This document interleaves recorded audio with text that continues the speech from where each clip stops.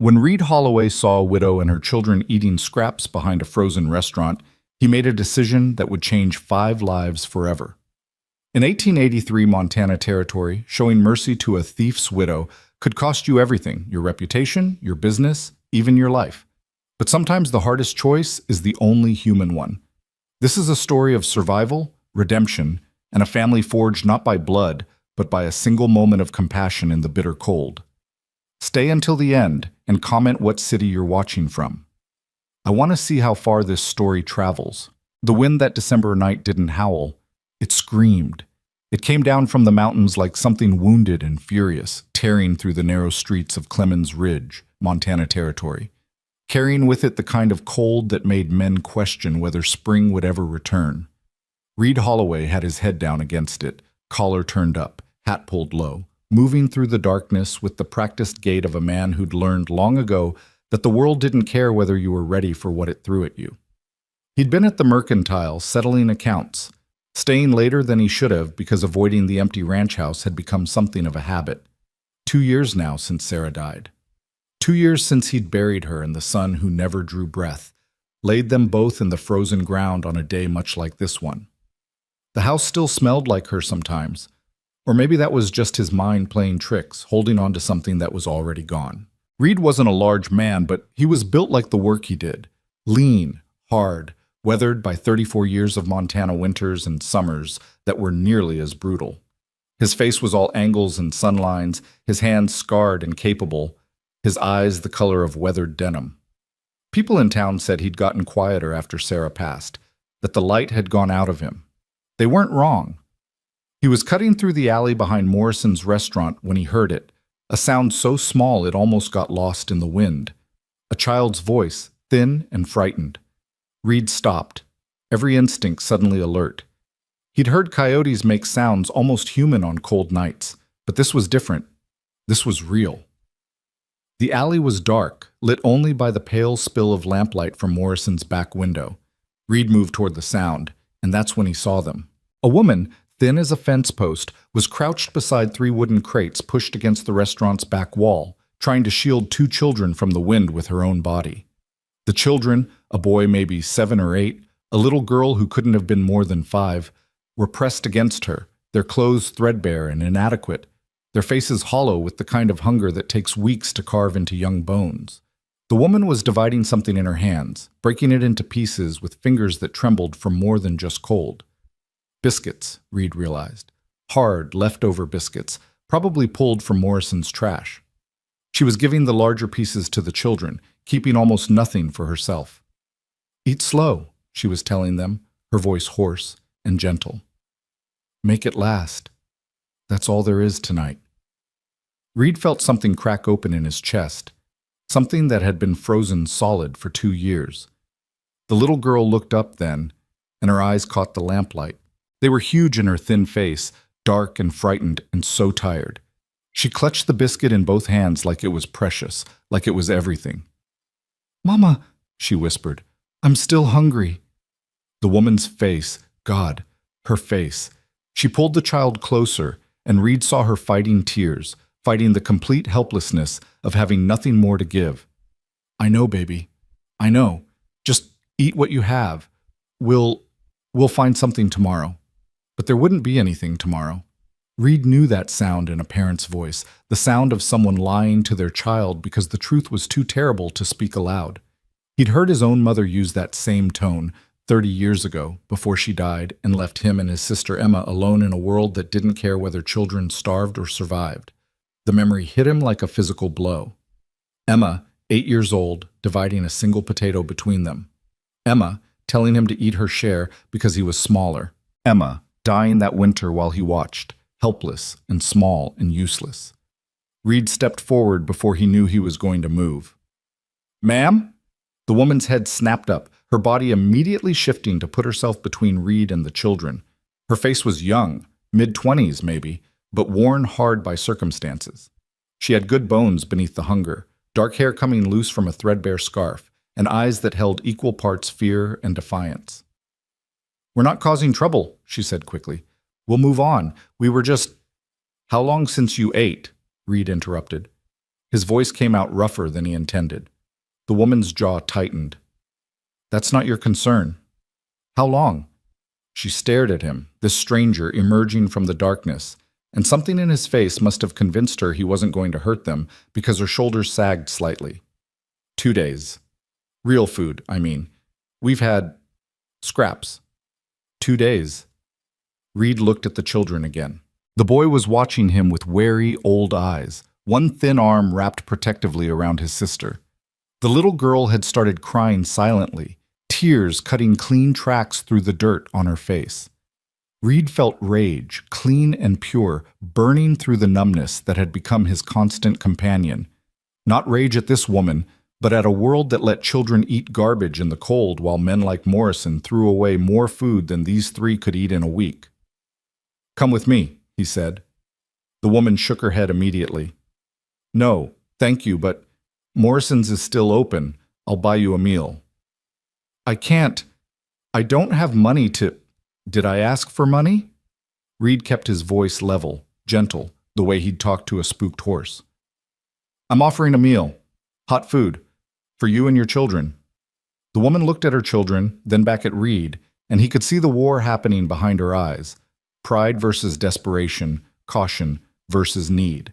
He'd seen that same look in the mirror often enough to recognize it. Why? She asked finally. Why would you do that? Reed could have told her about Emma, about Sarah, about the 2 years he'd spent wondering if there was any point to waking up each morning when everyone he loved was already dead. He could have told her that seeing her children's faces had been like looking back through time at himself and his sister, helpless and starving. Instead, he just said, because it's cold and they're hungry and I can help. That's reason enough. The woman studied his face for a long moment. Whatever she saw there must have convinced her because she nodded slowly. All right. Thank you. We'll pay you back somehow. Let's just get you fed first. Reed led them around to Morrison's front entrance. The woman keeping the children close, her body still tensed like she expected this kindness to turn into a trap. Reed didn't take offense. He'd learned that survival made people careful, and careful kept you alive. Morrison's was nearly empty, just a few late customers lingering over coffee.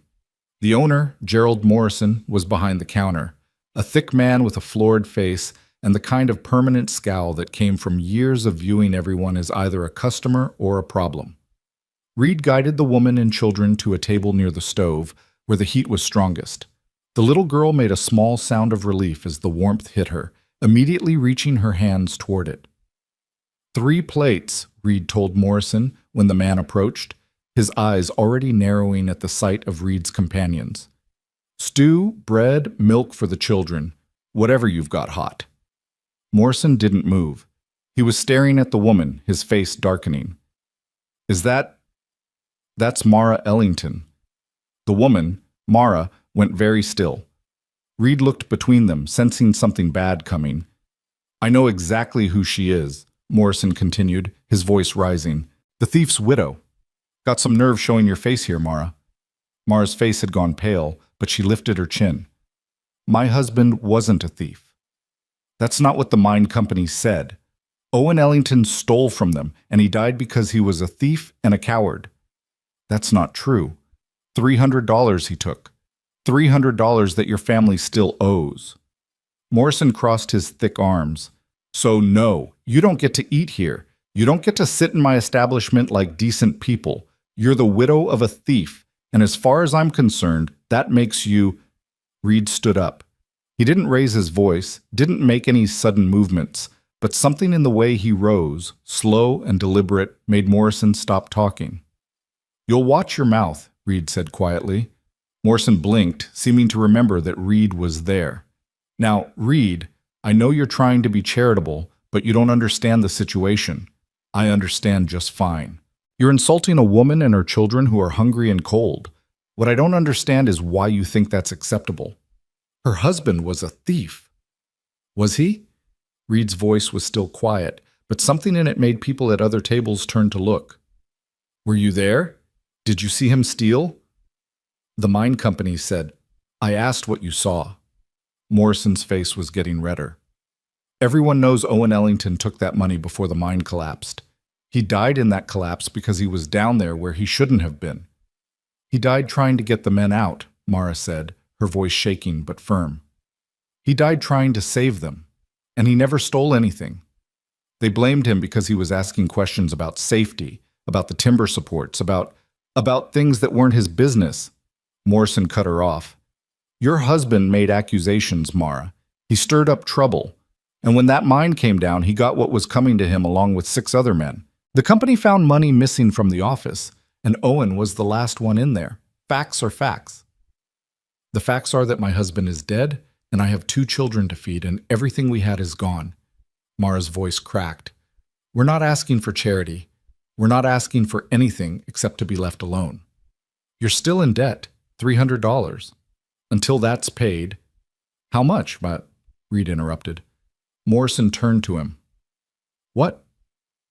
How much does she owe for the debt you say her husband left? $300, like I said, but what's that got to do with... And how much are meals here? For 3 people. Morrison's eyes narrowed suspiciously. $1.50. Reed reached into his coat and pulled out a leather wallet. He counted out bills slowly, precisely, and set them on the table. 300 and 150. That's 300 for the debt, he said, and $1.50 for tonight's meal. The debt is paid in full. Now bring the food. The restaurant had gone completely silent. Morrison stared at the money like it might bite him. Reed, you can't be serious. You're going to pay off the debt of a thief? I'm paying off a debt you claim exists. Whether it's legitimate or not isn't my concern right now. What concerns me is that there are 2 children at this table who haven't eaten in 2 days, and you're standing here running your mouth instead of feeding them. So either you bring the food I've paid for, or I take my money back and we walk across the street to the hotel restaurant, and I make sure everyone in town knows why. Morrison's face worked through several expressions: anger, confusion, calculation. Finally, greed won. He snatched up the bills. Fine, but don't think this makes her respectable. Don't think... The food, Morrison. Now. The owner stomped away toward the kitchen, muttering under his breath. Reed sat back down and found Mara staring at him with an expression he couldn't quite read. Shock, gratitude, confusion, maybe fear. You didn't have to do that, she said quietly. I know. I can't pay you back. I don't have anything. I didn't ask you to. Why? The word came out almost desperate. Why would you do that? You don't even know me. Reed looked at her children. The boy, Caleb, was still watching him with those 2 old eyes, suspicious and wary.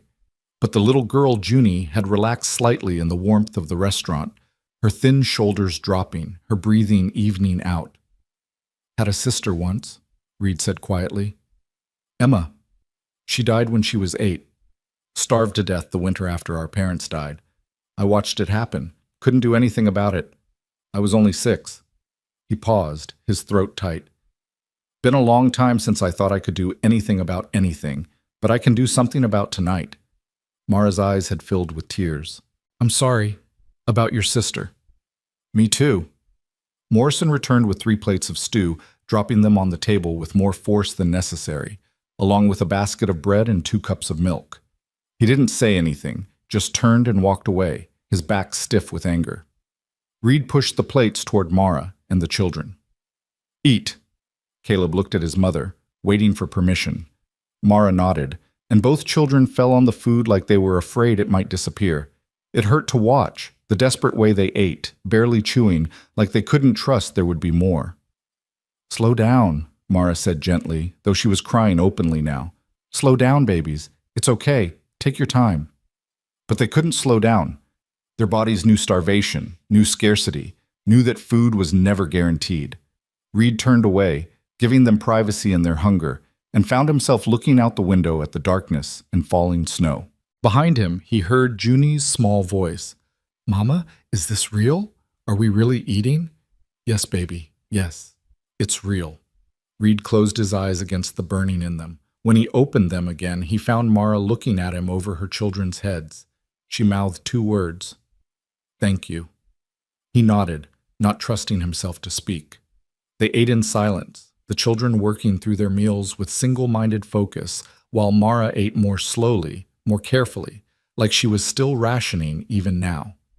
Reed ordered them seconds, then thirds, until finally Caleb leaned back in his chair with a small sigh, looking almost dazed. "I'm full," he said, like he couldn't quite believe it. "Mama, I'm full." Mara put a hand on his head, smoothing back his hair with a tenderness that made Reed's chest ache. "Good. That's good, Caleb." Junie had fallen asleep in her chair, her head pillowed on her thin arms, her face finally relaxed. She looked younger asleep, more like the 5-year-old she should have been, less like the tiny survivor she'd been forced to become. "Where are you staying?" Reed asked quietly. Mara's face closed down immediately, defensive. "We have a place." "Mara?" She looked away. "In the old Miller barn, outside of town. It's dry, mostly. It's 10 degrees outside, colder with the wind. It's what we have." "Not anymore."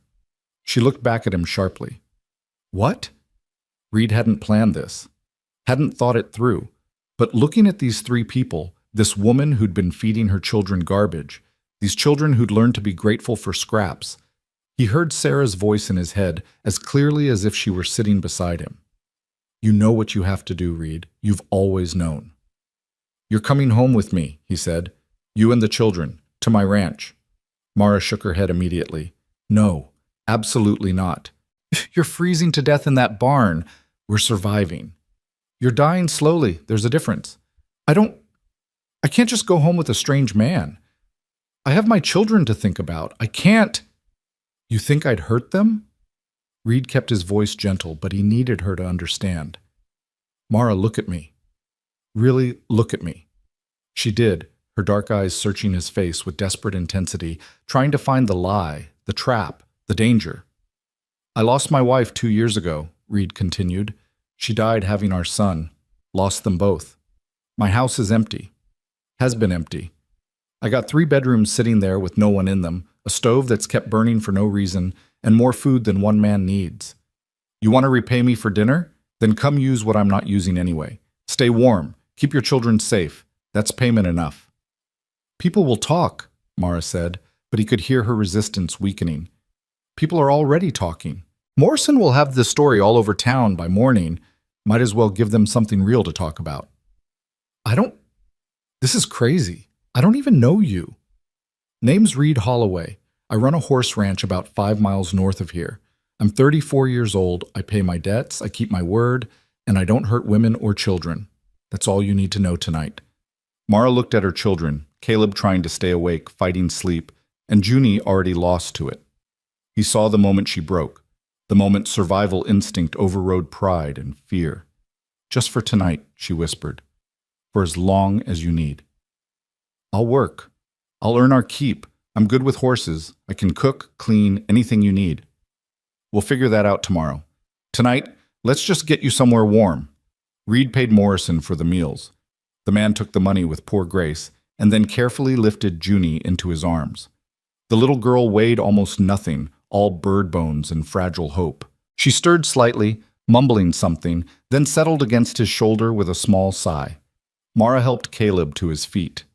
The boy was swaying with exhaustion, but he kept his hand in his mother's, watching Reed with continued wariness. "My wagon's out front," Reed said quietly. They walked out into the night, into wind that had gotten worse while they were inside. Snow was falling harder now, the kind of storm that could turn deadly if you were caught in it unprepared. Reed settled Junie carefully onto the wagon bench, wrapping her in the heavy blanket he kept there, then helped Mara and Caleb up beside her. "Might be a rough ride," he warned, climbing up into the driver's seat. "Storm's getting worse." "We'll manage," Mara said, pulling both children close. Reed snapped the reins and the wagon lurched forward into the darkness, leaving behind the lights of Clemens Ridge and heading north toward his ranch. Toward home. The wind screamed around them, driving snow into their faces, making the horses nervous. Reed kept them steady, his hands sure on the reins, his body automatically making the adjustments needed to keep the wagon on the road he could barely see.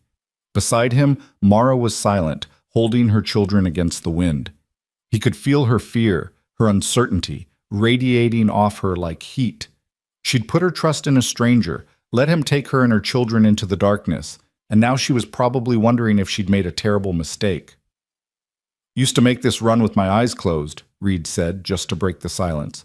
"Know every rock and turn." "How long have you had the ranch?" 8 years. Built the house myself, me and Sarah. She wanted it facing east so she could see the sunrise from the kitchen window. His voice caught slightly on his wife's name. She was real particular about that sunrise. "I'm sorry about your wife." "Me too." They rode in silence for a while longer. Then Caleb's voice, small and almost lost in the wind. "Is your house really warm?" Reed looked down at the boy.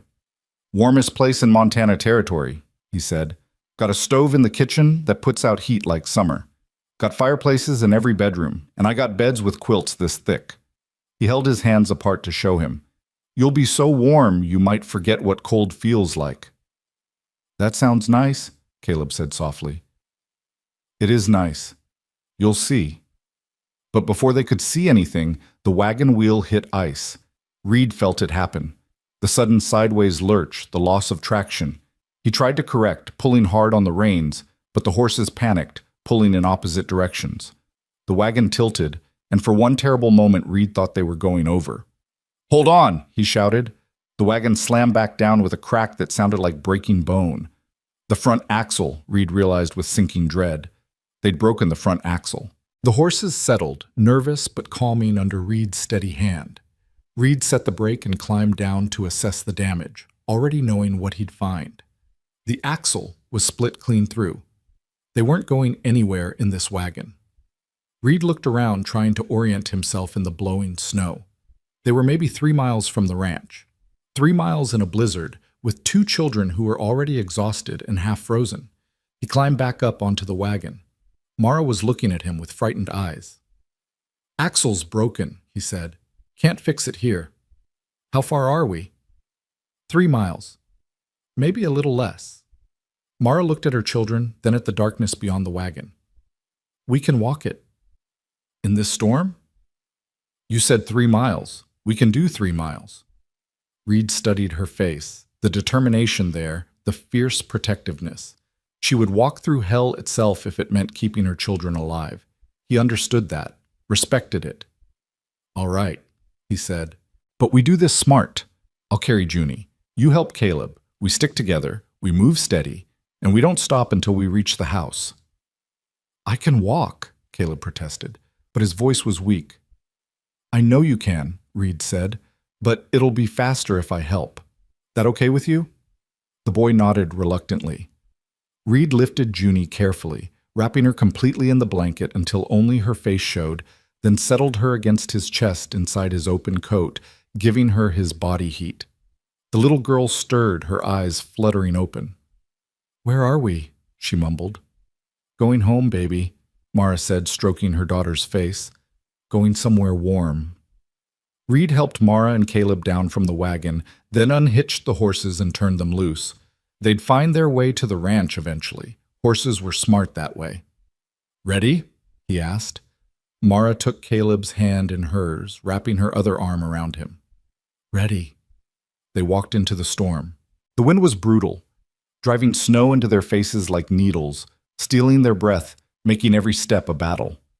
Reed led the way, Junie's weight in his arms, her small face pressed against his chest. Behind him, he could hear Mara's ragged breathing, could hear her talking to Caleb in a steady stream of encouragement. "That's it, baby. 1 foot, then the other. We're almost there. You're doing so good. I'm so proud of you." But they weren't almost there. They were maybe a mile in, with 2 more to go, and already Reed could feel Caleb struggling. The boy was trying, God, he was trying, but his little body had been pushed beyond its limits. Reed stopped. "Mara." She looked at him, snow coating her hair and eyelashes. "Give me Caleb." "What?" "I'll carry them both. You're stronger without the weight." "You can't carry both." "Yes, I can. Trust me." Mara hesitated, then nodded.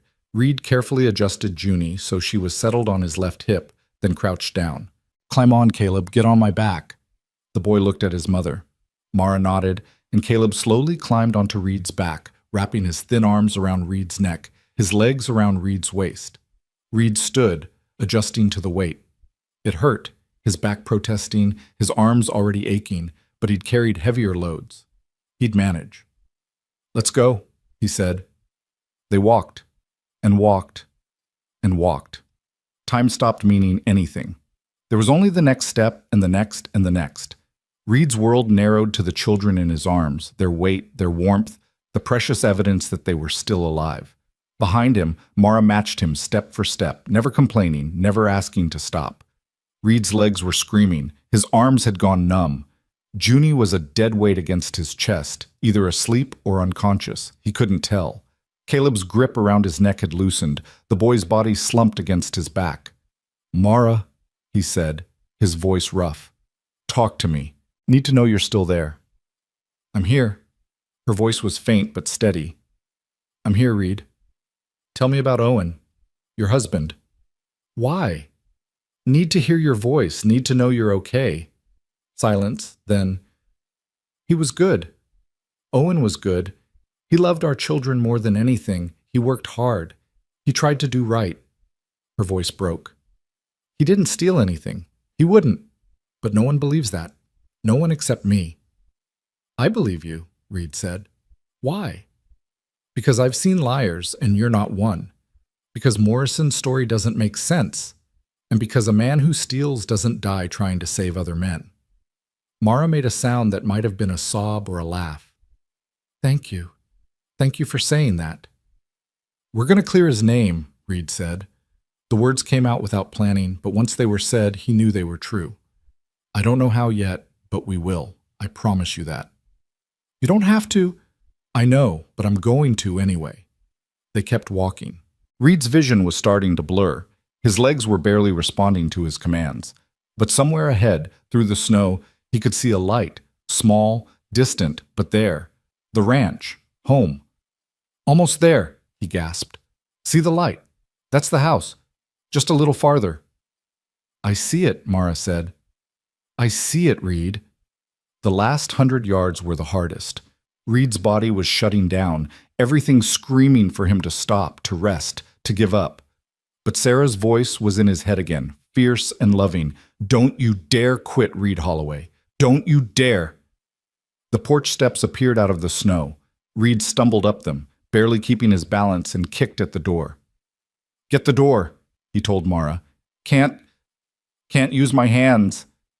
Mara rushed past him, shoving the door open. Heat poured out, blessed and beautiful. Reed stumbled inside and fell to his knees, still holding the children. "Close the door," he managed. "Get it closed." Mara slammed the door behind them, shutting out the storm. The sudden silence was shocking. Reed's arms had finally given up. He carefully laid Junie on the rug in front of the fireplace, then helped Caleb slide off his back. Both children were frighteningly still, their faces white, their lips blue. "We need to warm them," Reed said, his voice slurred with exhaustion. "Slow. Too fast will hurt them. Get blankets from the bedroom, down the hall, second door."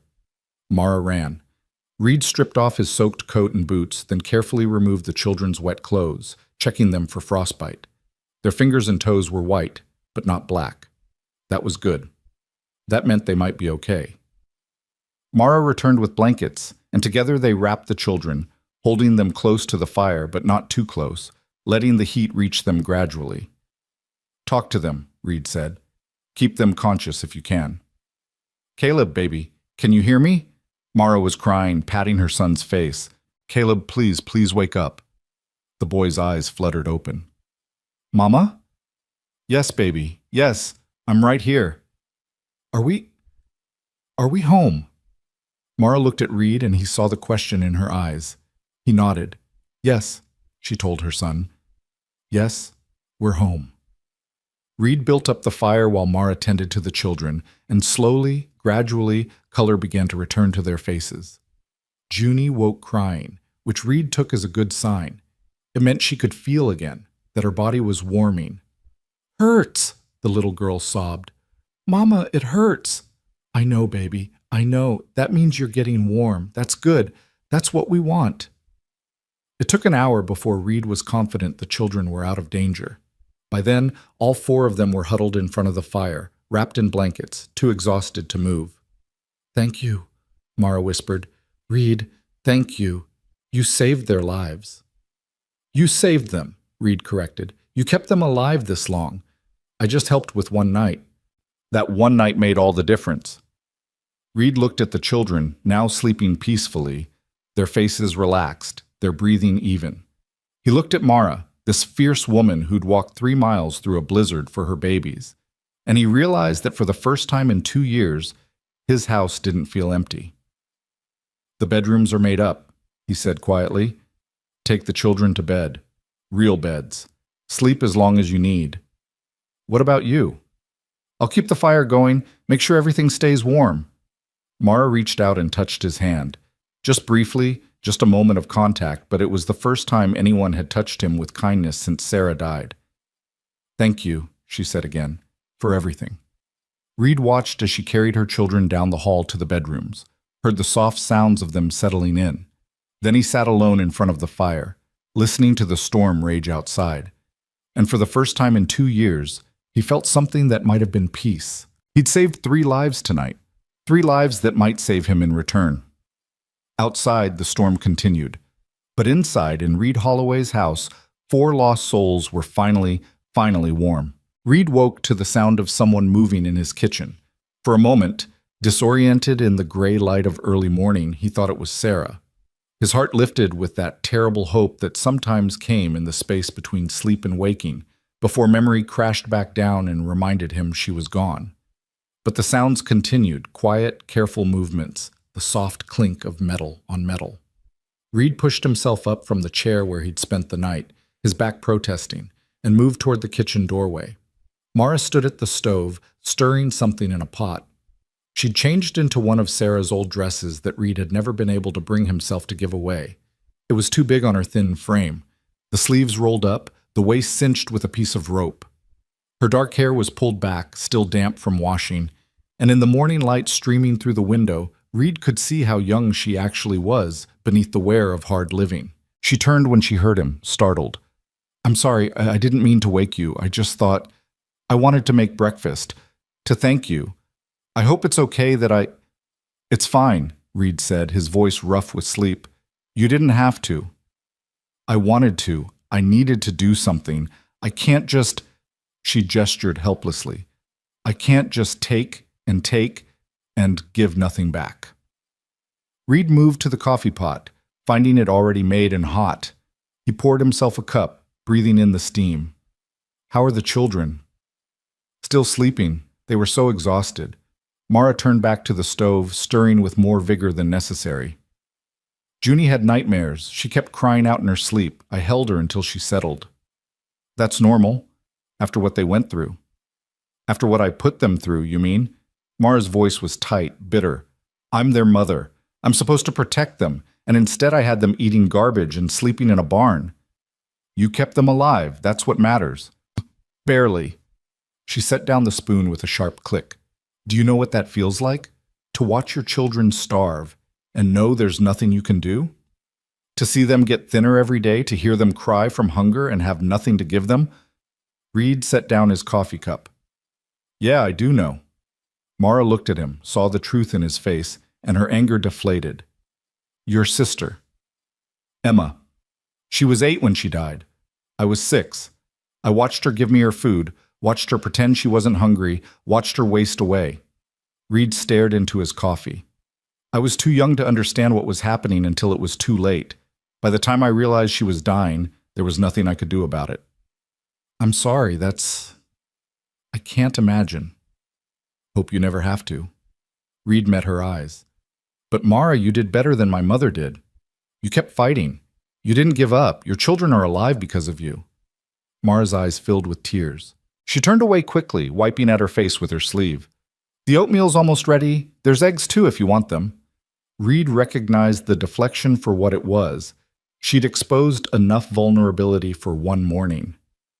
Oatmeal's good. Thank you. They ate in silence, Mara picking at her food like she still couldn't quite believe it was real and permanent. Reed watched her out of the corner of his eye, seeing the way she kept glancing toward the hallway, listening for her children. They're safe, he said quietly. You can relax. I don't know how anymore.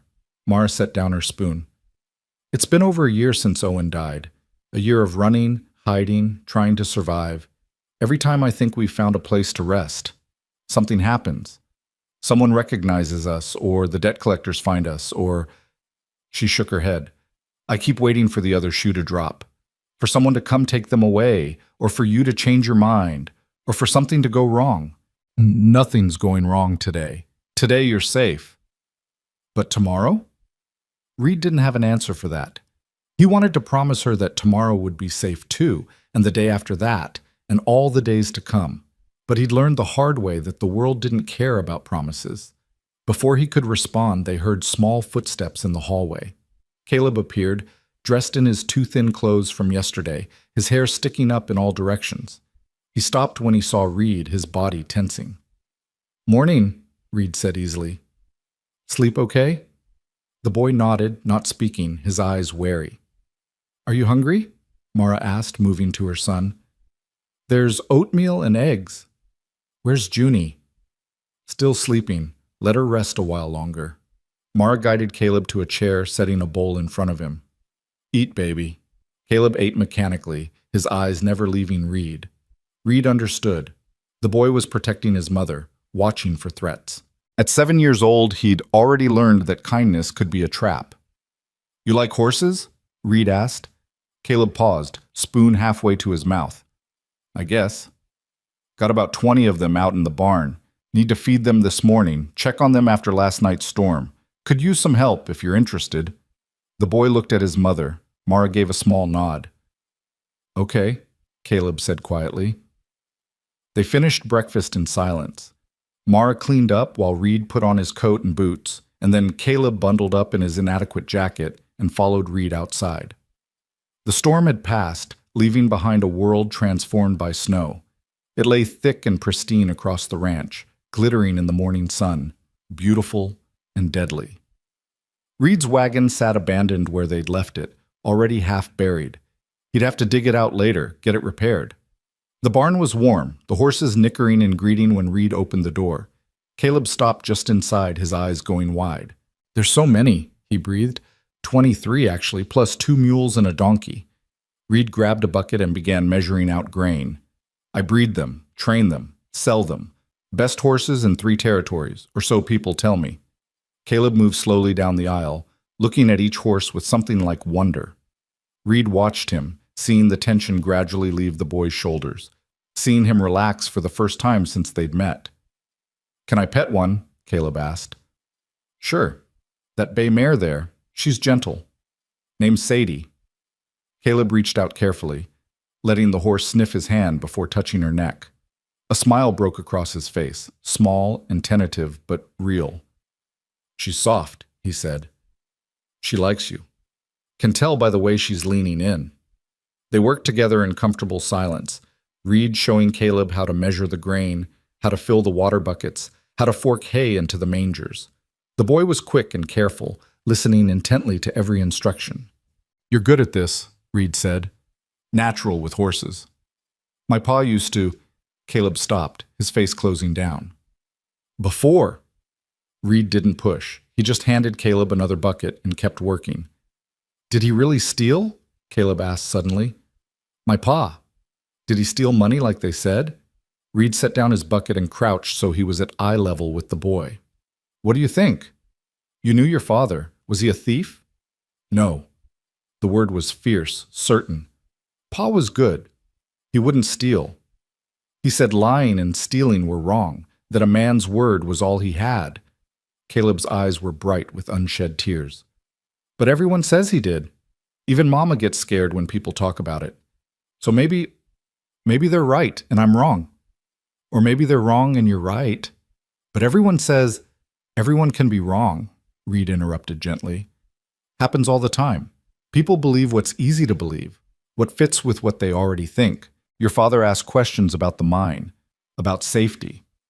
That made him inconvenient. So when the mine collapsed and money went missing, he made a real convenient scapegoat." "What's a scapegoat?" "Someone you blame for things they didn't do because it's easier than finding the person who really did them." Caleb thought about this, his young face serious. "So you think my pa didn't steal?" I think your pa died trying to save men's lives. I think that's what matters. The boy's face crumpled. I miss him. I know, that's okay. Missing someone means they mattered, means they were worth missing. Caleb nodded, wiping his eyes with his sleeve. They finished the feeding in silence, but it was a different silence now, less wary, more comfortable. When they returned to the house, they found Junie awake, sitting at the kitchen table with Mara. The little girl was wearing one of Sarah's old nightgowns, the hem dragging on the floor, and she was eating oatmeal like it might disappear. "Slow down, baby," Mara said gently. "You'll make yourself sick." Junie looked up when Reed entered, her dark eyes huge in her thin face. "Is this really your house?" "It is." "And we can really stay?" "You can really stay." She considered this. Her spoon paused in midair. "Forever?" Reed glanced at Mara, saw the fear and hope warring in her expression. "For as long as you need," he said carefully. "No one's going to make you leave." "Okay." Junie went back to her oatmeal, apparently satisfied. Children were like that, Reed remembered, able to accept new realities faster than adults, able to adapt and survive. The rest of that first day was quiet, almost peaceful. Mara insisted on cleaning the house, despite Reed's protest that it didn't need cleaning. The children explored cautiously, staying close together, touching everything with wonder. The real beds, the thick quilts, the books on shelves, the dishes in cupboards. Everything was new to them, or at least felt new after so long without. Reed spent the day doing his usual work, checking on the horses, fixing fence posts, repairing the wagon axle. But he found himself constantly aware of the sounds from the house, voices, footsteps, life. After 2 years of silence, it was strange and unsettling and somehow right. That evening, as Reed was finishing up in the barn, Mara appeared in the doorway. She'd changed into another of Sarah's dresses, and she'd pinned up her hair. She looked less like a desperate widow and more like the young woman she should have been. "Dinner's ready," she said. "If you're hungry." "I'm hungry." They walked back to the house together, not talking, but the silence was comfortable. Inside, the kitchen was warm and smelled like stew and fresh bread. The children were already at the table, clean and dressed in improvised clothing, more of Sarah's old things, altered to fit as best as Mara could manage. They ate together, and for the first time, Reed didn't feel like he was sitting at his own table alone. The children were still quiet, still careful, but Junie smiled at him once, and Caleb actually asked a question about the horses. After dinner, while Mara cleaned up, Reed found himself telling the children about the ranch, about the horses and the work and the seasons. He hadn't talked this much in 2 years, hadn't had any reason to, but the children listened with rapt attention, especially when he told them about the foals that would be born in spring. "Can we see them?" Junie asked. "When they're born?" "If you're still here, sure." "We'll be here," Junie said with a child's certainty. "We live here now." Reed didn't correct her, even though he knew it wasn't that simple. Nothing ever was. That night, after the children were in bed, Reed and Mara sat by the fire. She was mending one of Caleb's shirts, her fingers quick and practiced despite the poor light. "They're getting comfortable," she said quietly. "Too comfortable, maybe. They're starting to think this is permanent." "Would that be so bad?"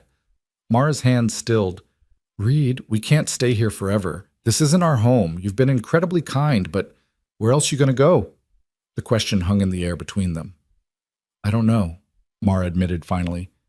"But I can't just stay here living off your charity, taking advantage. You're not taking advantage. You've cooked 3 meals today, cleaned my entire house, and I watched you mending clothes by firelight. That's not charity. That's earning your keep. It's not enough." "Mara." Reed waited until she looked at him. "I'm not asking you to stay forever. I'm not asking you for anything except to let your children be warm and fed and safe. Can you do that? Can you let them have this for a while?" Mara's eyes filled with tears. "I'm scared. I'm scared that if they get used to this, it'll hurt worse when we have to leave." "Then don't leave. It's not that simple." "Why not?" "Because," Mara set down her mending, her hands shaking. "Because people talk, Reed. Because you're a single man and I'm a widow, and if I stay here, people will say things. They'll say I'm your... My what? My housekeeper? Because that's what you are." "You know that's not what they'll say." Reed did know. He'd already thought about it, about what Morrison would tell people, about what the gossips in town would make of Reed Holloway taking in the thief's widow. He didn't care. "Let them talk," he said. "Long as your children are safe, what does it matter?" It matters because talk can turn into action. It matters because people already think my husband was a thief. If they start thinking she couldn't finish the sentence. Then we make them think something else. How?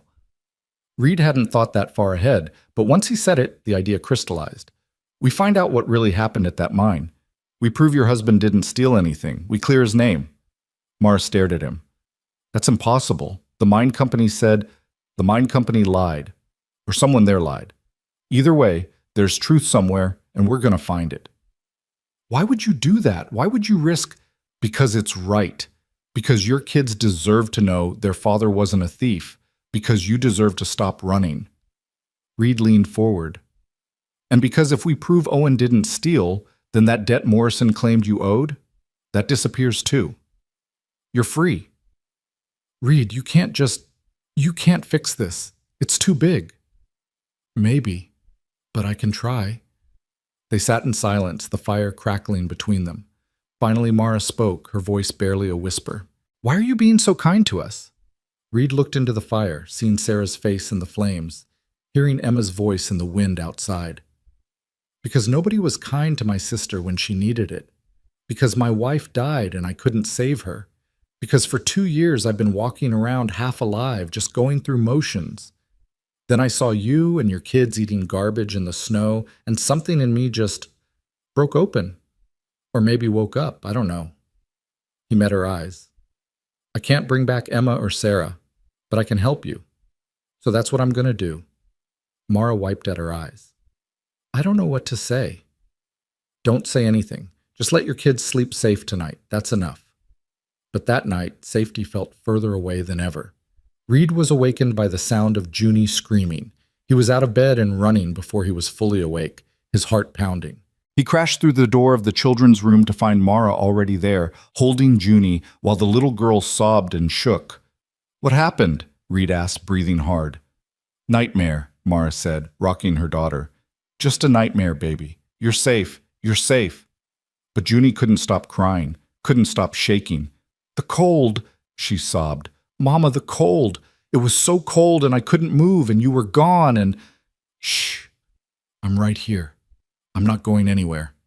Caleb was awake too, sitting up in his bed, his face pale. Reed moved to him, putting a hand on his shoulder. You okay?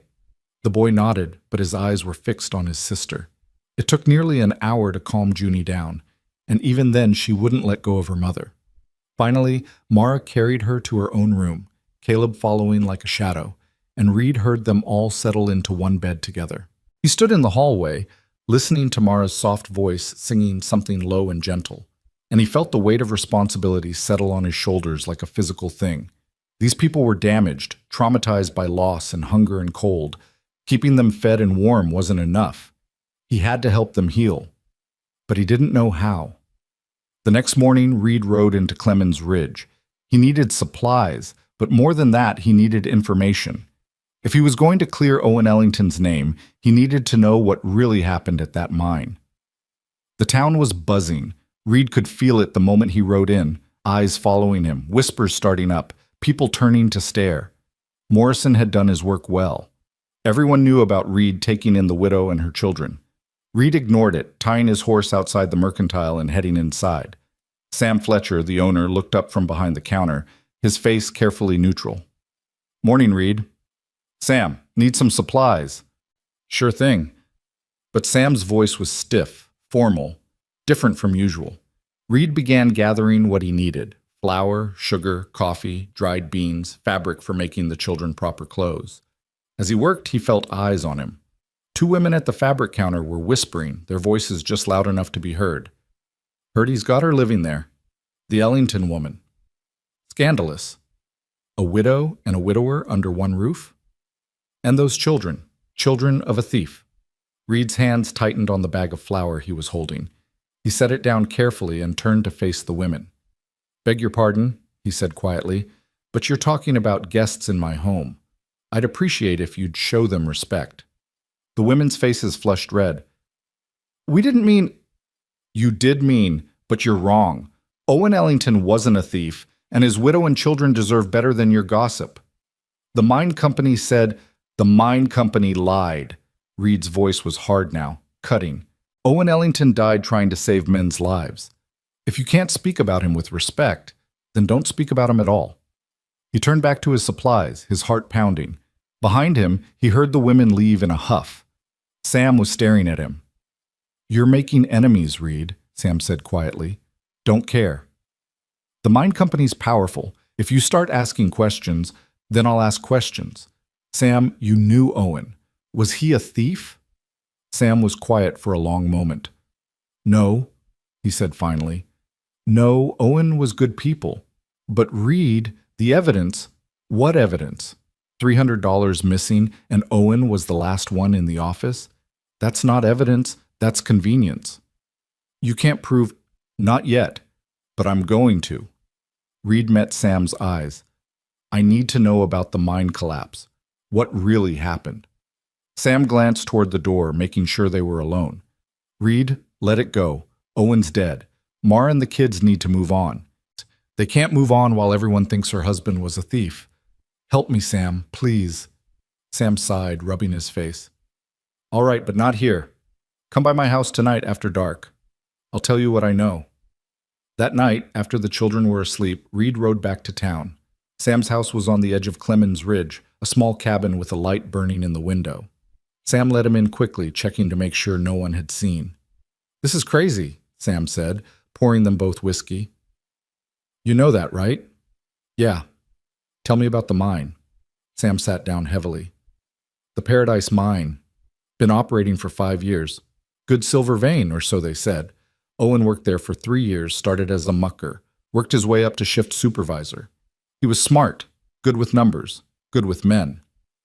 And about 6 months before the collapse, he started asking questions. About the timber supports, about the ventilation, about corners being cut. He went to the foremen, then to the mine superintendent, then to the company managers. Nobody wanted to hear it. Why not?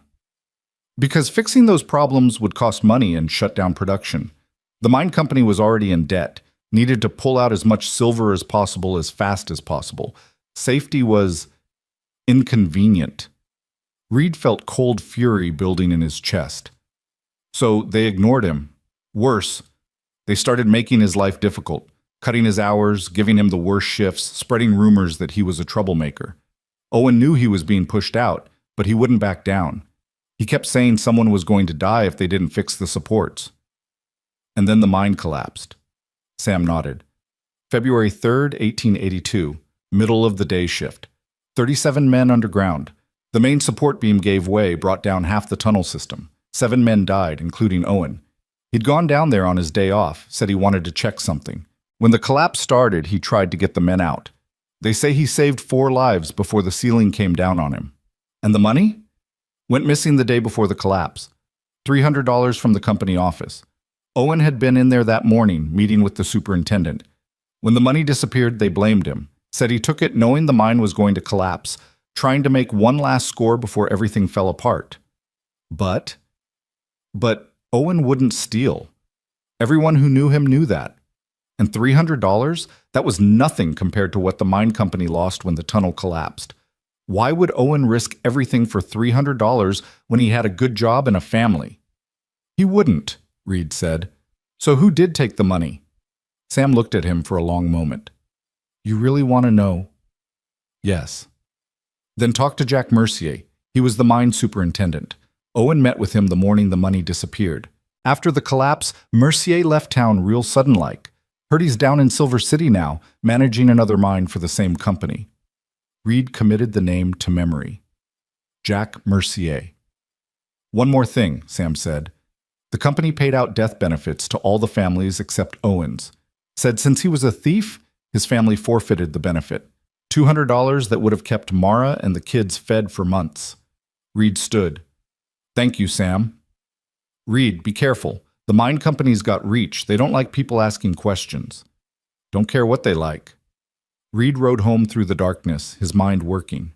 Jack Mercier, the superintendent who'd met with Owen the morning the money disappeared, who'd left town right after the collapse. That was no coincidence. When he got back to the ranch, Mara was waiting up for him, sitting by the fire. "You went to town," she said. It wasn't a question. "Yeah." "To ask about Owen." Reed sat down across from her. "I talked to Sam Fletcher. He told me about Jack Mercier." Mara's face went pale. "Mercier? You know him?" "He's the one who accused Owen, who said he'd seen Owen acting suspicious, going through the office. After the collapse, Mercier told everyone Owen had stolen the money and deserved what he got." Mara's hands were shaking. "Owen hated him, said Mercier was corrupt, was cutting corners to line his own pockets. They had terrible arguments about the safety issues. Mercier left town after the collapse. Sam says he's in Silver City now." "So? What does that prove?" "Maybe nothing. Maybe everything. But I'm going to find out." Mara stood abruptly. "No, Reed, no. You can't go chasing after Mercier. He's dangerous, and the mine company will... Will what? I'm not afraid of the mine company. You should be. They have power, Reed. They have money and influence, and they'll destroy you if you get in their way. They destroyed Owen. Then I'll be more careful than Owen was. This isn't your fight." "Yes, it is." Reed stood too, facing her. "It became my fight the moment I brought you and your children home. It became my fight the moment I decided your husband's name matters. So I'm going to Silver City, I'm going to find Mercier, and I'm going to get the truth. And if the truth gets you killed, what then? What happens to your ranch, your horses, everything you've built? Then it happens. But I'm not going to stand by and let a good man's name stay buried under lies." Mara was crying now, furious and frightened. "Why? Why does it matter so much to you?" "Because I couldn't save my sister. Because I couldn't save my wife. Because I've spent 2 years drowning in guilt and grief and feeling like there was no point to anything anymore." Reed's voice broke. "But maybe, just maybe, I can save your family. I can give your children back their father's honor. I can give you back your life. So that's what I'm going to do, Mara, whether you like it or not." They stood staring at each other, both breathing hard, the fire crackling between them. Finally, Mara wiped her eyes. "When do you leave?" she asked quietly. 3 days. Soon as I get everything arranged here. I'm coming with you." "No. You're staying with the children. Reed, Mara, they need you here. They need to feel safe, to know you're not going to disappear. I'll be back in a week. Less, if I can manage it." She wanted to argue. He could see it in her face, but she knew he was right. "Be careful," she whispered. "Please. We've lost enough already." Reed nodded, not trusting himself to speak.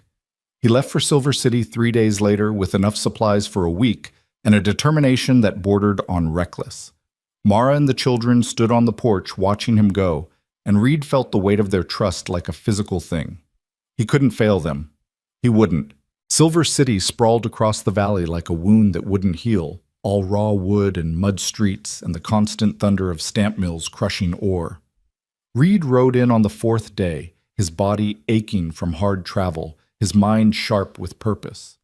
The town was twice the size of Clemens Ridge, full of miners and merchants, and the kind of desperate energy that came from men chasing silver dreams that rarely came true. Finding Jack Mercier took less time than Reed expected. The man had an office in the mine company building on the main street, his name painted on the door in fresh gilt letters. Reed stood outside for a moment, studying the building, noting the armed guards at the entrance, the expensive glass windows, the signs of wealth built on the backs of men who worked underground for wages that barely kept them alive. He walked in like he belonged there. The clerk at the front desk looked up, his expression shifting from bored to suspicious in an instant. "Help you?" "Need to see Jack Mercier." "Mr. Mercier doesn't see people without an appointment." Reed pulled out a silver dollar and set it on the desk. "Make an exception." The clerk eyed the coin, then Reed's face, calculating. "What's this about?" "Business from Paradise Mine, Clemens Ridge." The man's expression changed, became wary. "Wait here." Reed waited, studying the office. Everything was new, expensive, maintained. Whatever Mercier was doing here, he was doing it well. Too well for a man who'd left his last position under a cloud of controversy. The clerk returned. Mr. Mercier will see you, but you got 10 minutes and you leave any weapons at the desk. Reed unbuckled his gun belt and handed it over, following the clerk down a hallway to a heavy oak door. The clerk knocked once, then opened it. Jack Mercier sat behind a massive desk, a man in his 40s with slicked back hair and the kind of soft hands that never touched a shovel. He looked up when Reed entered, his expression carefully neutral. "You wanted to see me about Paradise Mine," Mercier said. His voice was smooth, practiced. "I don't work there anymore." "I know, you left right after the collapse."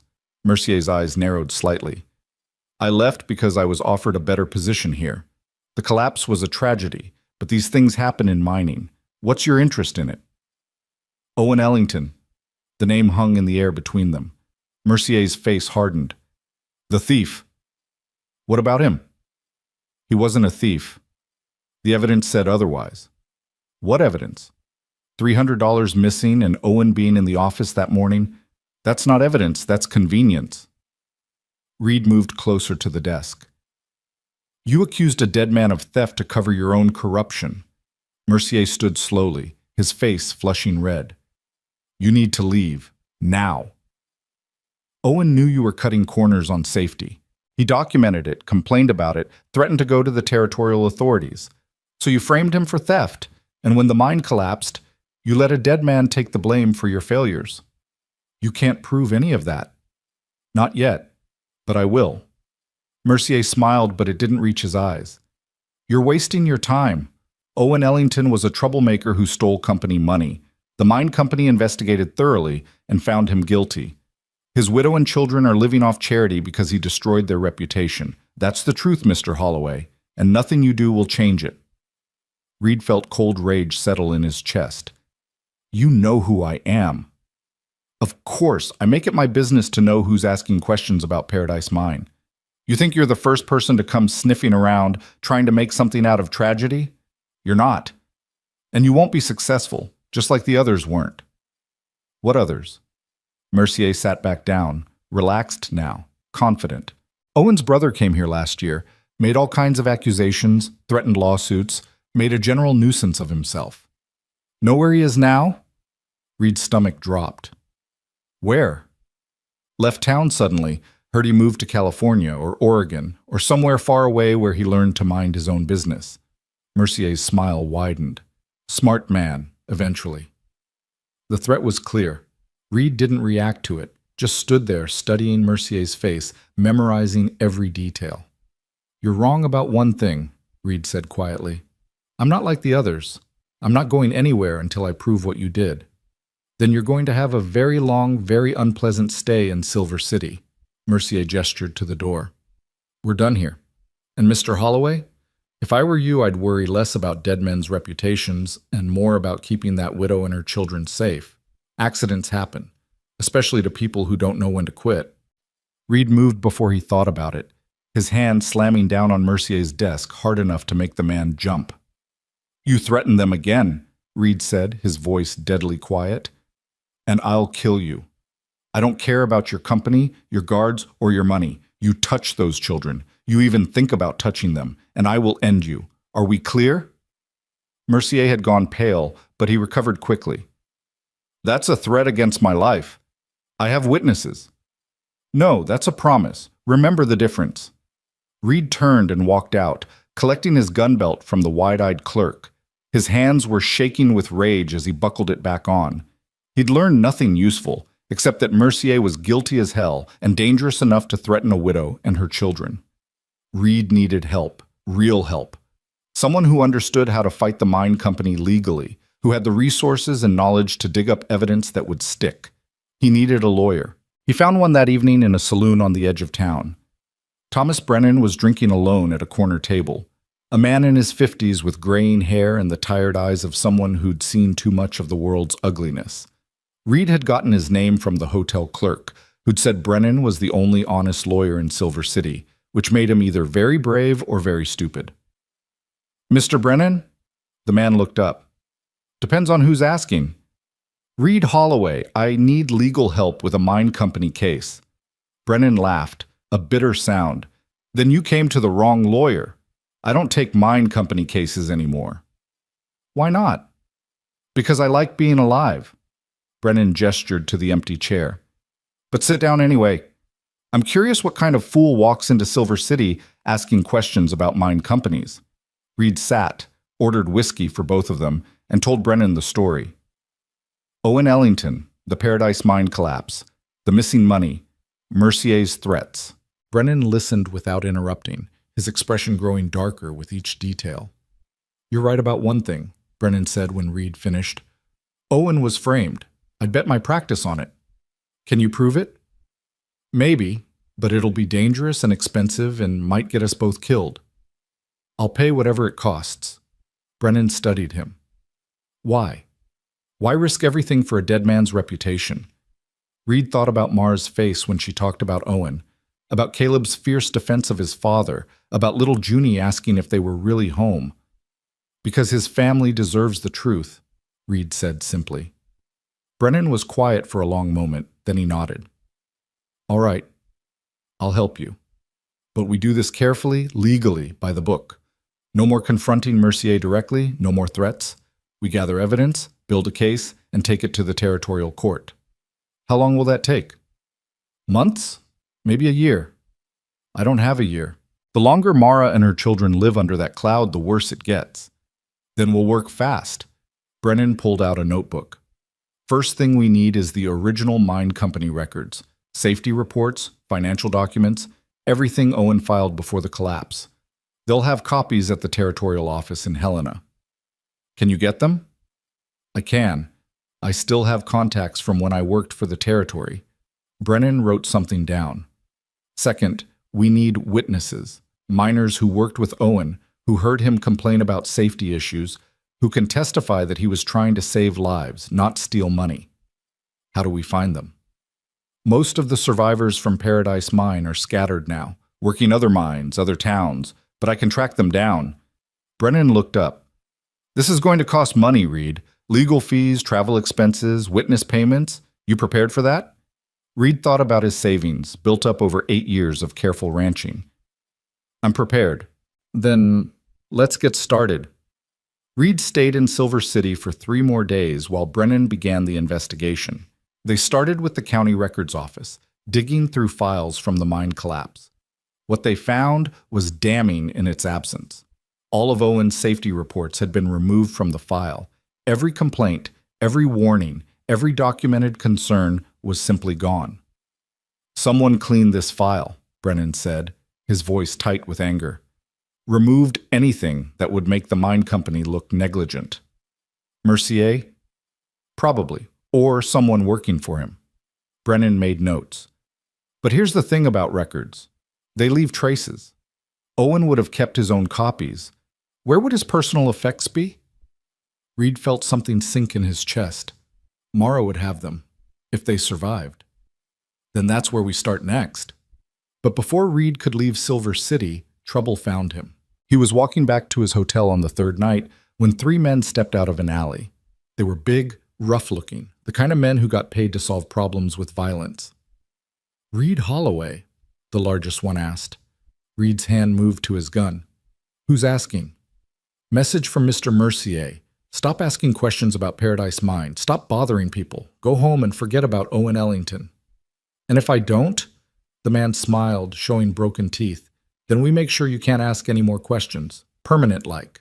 Reed's mind raced, calculating odds. 3 against 1, in a dark street with no witnesses. He could try to fight, but the smart move was to talk his way out. Tell Mercier I got his message, Reed said carefully. I'll think about it. Thinking time's over. We need your answer now. My answer is no. The men moved fast, but Reed was faster. He'd grown up fighting, learned to survive on the streets after Emma died, and he hadn't forgotten those lessons. He drew his gun as he moved, firing once into the ground between them. The shot echoed like thunder in the narrow street. The men froze. Next one goes center mass, Reed said, his voice steady despite his racing heart. Your choice. The leader's hand was on his own gun. You can't shoot all 3 of us. No, but I'll get you first. That a trade you're willing to make? The moment stretched out, taut and dangerous. Then voices sounded from the main street, people responding to the gunshot. The leader's eyes flicked toward the sound, calculating. "This ain't over," he said. "Yes, it is. Tell Mercier if he sends anyone after me again, I'll go straight to the territorial marshal. Tell him I got a lawyer now, got documentation, got witnesses. Tell him if anything happens to me, everything I know goes straight to the authorities. He touches me, he touches the widow Ellington or her children, and his whole operation comes down. Make sure he understands that." The men backed away, disappearing into the darkness. Reed kept his gun drawn until they were gone, then holstered it with shaking hands. His bluff had worked, but it had been close. Too close. He packed that night and left before dawn, riding hard for home. He'd been gone 6 days, and every mile that separated him from Mara and the children felt like a weight pressing on his chest. Mercier's threat echoed in his mind. Accidents happen, especially to people who don't know when to quit. Reed pushed his horse harder. He reached the ranch 3 days later, exhausted and filthy from hard travel.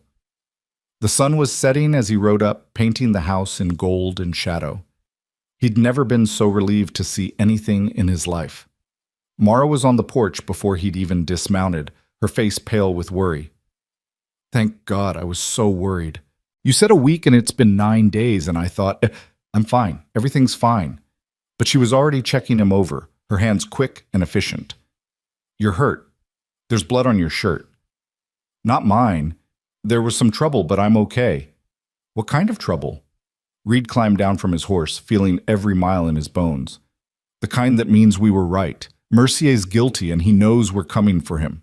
The children came running out then, Caleb cautious but clearly relieved, Junie launching herself at Reed with complete trust. He caught her, lifting her up despite his exhaustion. "You came back," she said, her arms tight around his neck. "Of course I came back. I promised, didn't I?" Some people break promises. Reed met Mara's eyes over her daughter's head and saw the truth there. Owen had promised to come home too, and he never did. "I don't break promises," Reed said firmly. "Remember that, Junie." That night, after the children were in bed, Reed told Mara everything. About Mercier, about Brennan, about the missing records and the men in the alley. She listened without interrupting, her face growing paler with each detail. "We're in danger," she said when he finished. "All of us. Not if we're smart. Brennan's working on getting the territorial records. Once we have those, once we can prove the mine company was negligent and Owen was right about the safety concerns, Mercier loses. He can't threaten us if the truth is already public." "How long?" "Brennan thinks maybe 3 weeks to get the documents. Then we file with the territorial court, and 3 weeks. Mara stood abruptly, pacing. "Reed, anything could happen in 3 weeks. Mercier could send more men. He could hurt the children. He won't. I made sure he knows that if anything happens to us, everything goes to the marshal. He's got too much to lose to risk it." "You don't know that." "You're right. I don't." Reed stood too, catching her hands. "But we're not running, Mara. We're not hiding. We're going to see this through." She pulled her hands away, her eyes blazing. "You had no right to put my children in danger for this." "I had every right. You're living in my house, under my protection. That means I decide what risks we take. They're my children. And they deserve to know their father wasn't a thief." Reed's voice rose despite himself. "They deserve to grow up without that shame following them. You think I don't know what it's like to carry that kind of burden? My mother died of shame as much as hunger. My sister died because no one would help a beggar woman's children. I won't let that happen to Caleb and Junie. I won't." Mara was crying now, furious and frightened. "What if you get them killed? What if your pride and your guilt and your need to fix everything gets my babies killed?" "That won't happen." "You can't promise that." "No, I can't." Reed's voice dropped. "But I can promise that I'll die before I let anything hurt them. I can promise that every decision I make is about keeping them safe. And I can promise that hiding and running and living in fear isn't a life worth living. Your children need more than survival, Mara. They need hope. They need justice. They need to know their father died a hero, not a thief." She stared at him, tears streaming down her face. "I'm so scared." "I know. Me too." Mara collapsed into a chair, her head in her hands. Reed knelt beside her, not touching, just being present. When Owen died, she said quietly, I thought that was the worst thing that could happen. Thought nothing could hurt more than that. But watching my children starve, watching them suffer, knowing I couldn't protect them from the world, that was worse. So much worse. You did protect them. You kept them alive. Barely. And now you're asking me to risk them again. I'm asking you to trust me, to believe that this is the right thing to do, even though it's scary. Reed waited until she looked at him. Your children are already at risk, Mara. Every day they live with Owen's name marked as a thief. They're in danger. Danger of growing up ashamed, of being treated as less, of never escaping that shadow. I'm trying to give them a future free of that. A life where they can hold their heads up and say, my father was a good man. Isn't that worth fighting for? Mara wiped her eyes. What if we lose? Then we lose, but at least we tried. She was quiet for a long time, staring into the fire. Finally she spoke. Owen kept copies of everything. All his reports, all his complaints, all his documentation. He had a ledger where he tracked every safety violation, every conversation with management, every time they ignored his warnings. Reed's heart leaped. Where is it? Hidden. After he died, after they accused him of theft, I hid it. Didn't want the mine company to find it and destroy it. Where? Mara looked at him. That's what I need to tell you. It's in Clemens Ridge, buried behind the church, under a marker stone. I did it at night. Didn't tell anyone. It's been there for over a year. We need to get it. I know, but Reed, if we go back there, if people see us digging behind the church, they'll ask questions. And if the mine company finds out what we're looking for, then we go at night. We're quiet, we're careful, and we bring that ledger to Brennan. Once he has Owen's documentation plus the territorial records, we'll have enough to take to court. When? Tomorrow night. No point waiting and giving Mercier more time to make trouble. Mara nodded slowly. All right, but the children stay here. Agreed. Sam Fletcher will watch them. I'll ride over and ask him in the morning. But morning brought a different kind of trouble. Reed was feeding the horses when he heard riders approaching. He stepped out of the barn to see Sheriff Tom Blackwood and 3 deputies riding up the lane, their faces grim. Reed's stomach sank. This wasn't a social call. Morning, Tom, he said carefully. The sheriff dismounted, his hand resting on his gun. Reed, we need to talk. About what? About the widow Ellington, and some very serious allegations. Mara appeared on the porch, the children behind her. Her face had gone white. What allegations? Reed asked, though he already knew. Mercier had moved faster than expected. Got a wire from Silver City yesterday. Seems there was an incident there. Shots fired. 3 men claim you threatened them, drew your weapon unprovoked, made terrorist threats. That's a lie. Maybe, but I got a witness statement signed by a mine superintendent named Jack Mercier. Says you came to his office, made wild accusations, threatened his life, says he's concerned for his safety and the safety of others. Reed felt rage building in his chest. Mercier's corrupt. He framed Owen Ellington for theft to cover his own crimes. I've got evidence. Evidence of what? A man who's been dead over a year? Reed, you're making trouble where there doesn't need to be any. The sheriff's voice was almost gentle. I know you're trying to help the widow, but you can't go around threatening people and shooting at them because you think there was some injustice. I didn't shoot at anyone. I fired a warning shot when 3 men jumped me in an alley. That's not what they say. Of course it's not. They work for Mercier. They're lying. Can you prove that? Reed opened his mouth, then closed it. He couldn't prove it. It was his word against theirs, and they had 3 witnesses to his 1. The sheriff sighed. Reed, I'm going to have to ask you to come into town, answer some questions, get this sorted out. Are you arresting me? Not yet, but if you don't cooperate, I will. Reed looked at Mara, saw the fear in her face, saw her children clinging to her dress. This was Mercier's play. Get Reed away from the ranch, away from Mara and the children, isolate him and make him vulnerable. I'll come, Reed said, but I need to make arrangements for my ranch first, for my guests. You got 2 hours, then we're leaving, with or without your cooperation. The sheriff and his deputies settled in to wait, their presence making it clear this wasn't optional. Reed pulled Mara inside, speaking quickly and quietly. This is Mercier's move. He's trying to separate us, scare us into giving up. It's working. Listen to me. I'll go into town, answer their questions, get this cleared up. While I'm gone, you need to get that ledger. Tonight, after dark. Take Caleb with you. He's old enough to help, and you'll move faster with 2 people. Reed, I can't. You can. You have to. That ledger is the only proof we have. Once you get it, take it straight to Sam Fletcher. Tell him to get it to Thomas Brennan in Silver City. Tell him it's urgent. What if they arrest you? Then Brennan will get me out. But we can't lose that evidence. Everything depends on it. Mara gripped his hands, her fingers cold. Be careful. Please. Always am. Reed gathered a few things, made quick arrangements with one of his ranch hands to watch over things, and then rode into Clemens Ridge with the sheriff and his deputies. The whole way, he was calculating, planning, trying to figure out how Mercier had moved so fast and what his next move would be.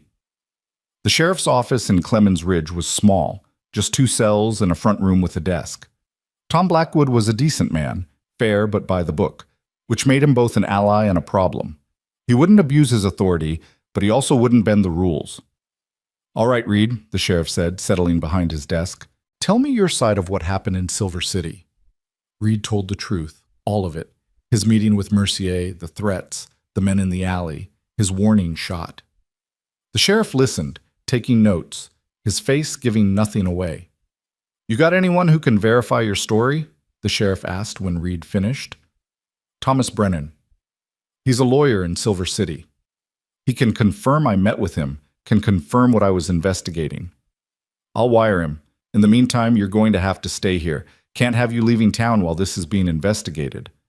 I'm not under arrest? Not formally, but you're not free to go either. Call it protective custody. Reed wanted to argue, wanted to rage against the injustice of it, but he forced himself to stay calm. How long? Few days, probably, until I hear back from Silver City, verify the facts. Few days. That should be enough time for Mara to get the ledger and get it to Brennan. Should be. Unless something went wrong. That night, locked in a cell that smelled of old sweat and desperation, Reed lay awake staring at the ceiling and praying that Mara would be safe, that she'd get Owen's ledger, that nothing would go wrong. But in his gut, he knew that something already had. Miles away at the ranch, Mara was making her own calculations. She stood at the window long after dark had fallen, watching the road for any sign of movement, any hint of danger. Junie was finally asleep after crying for Reed, and Caleb sat at the kitchen table pretending to read, but really just watching his mother with worried eyes. We're going into town, Mara said finally, her decision made. Caleb looked up. Now? At night? Yes, I need to get something, and we need to do it while it's dark. She moved to him, kneeling so they were eye level. This is important, Caleb. This is about your father, about clearing his name. Can you be brave for me? The boy's chin lifted, so much like Owen it made her heart ache. I can be brave. Good. Get your coat, warm clothes. We'll take the wagon. What about Junie? Mara looked toward the bedroom where her daughter slept. Taking Junie meant slower travel, more risk of her crying or making noise. But leaving her alone at the ranch, even for a few hours, was unthinkable. We take her with us. I'll wrap her warm and she can sleep in the wagon. They prepared quickly and quietly. Mara hitched Reed's gentlest horse to the small wagon, settled Junie into a nest of blankets where she barely stirred, and helped Caleb climb up beside her. The night was cold and clear, stars scattered across the sky like broken glass, the moon a thin crescent that gave just enough light to see by. The ride to Clemens Ridge took 2 hours. Mara kept the horse at a steady walk, avoiding anything that might wake Junie or attract attention. Beside her, Caleb sat silent and watchful, his small body tense with the responsibility she'd given him. Tell me about Papa, he said suddenly, about when he was working at the mine. Mara's throat tightened, but she welcomed the distraction from her fear. Your papa was the bravest man I ever knew. He wasn't afraid of hard work, wasn't afraid of speaking up when he saw something wrong. Is that why they said he was a thief? Because he spoke up? Yes. The people running the mine were cutting corners, making things dangerous for the workers. Your papa documented everything, tried to make them fix it. They didn't like that. So they lied about him. Yes. Caleb was quiet for a moment. Mr. Holloway believes Papa was good. He does. Do you think Mr. Holloway will come back, or will he disappear like Papa did? The question hit Mara like a physical blow. She pulled the wagon to a stop, turning to face her son in the darkness. Caleb, your Papa didn't disappear. He died trying to save people. That's not the same thing. But he's still gone, and now Mr. Holloway's gone too. Reed will come back, he promised. But you can't know that, not for sure. Mara wanted to argue, to promise with certainty that Reed would return, but she'd learned the hard way that the world didn't care about promises. No, she said honestly. I can't know for sure, but I believe he will. And sometimes belief is all we have. They continued toward town, arriving just after midnight. Clemens Ridge was dark and silent, most people long since in bed.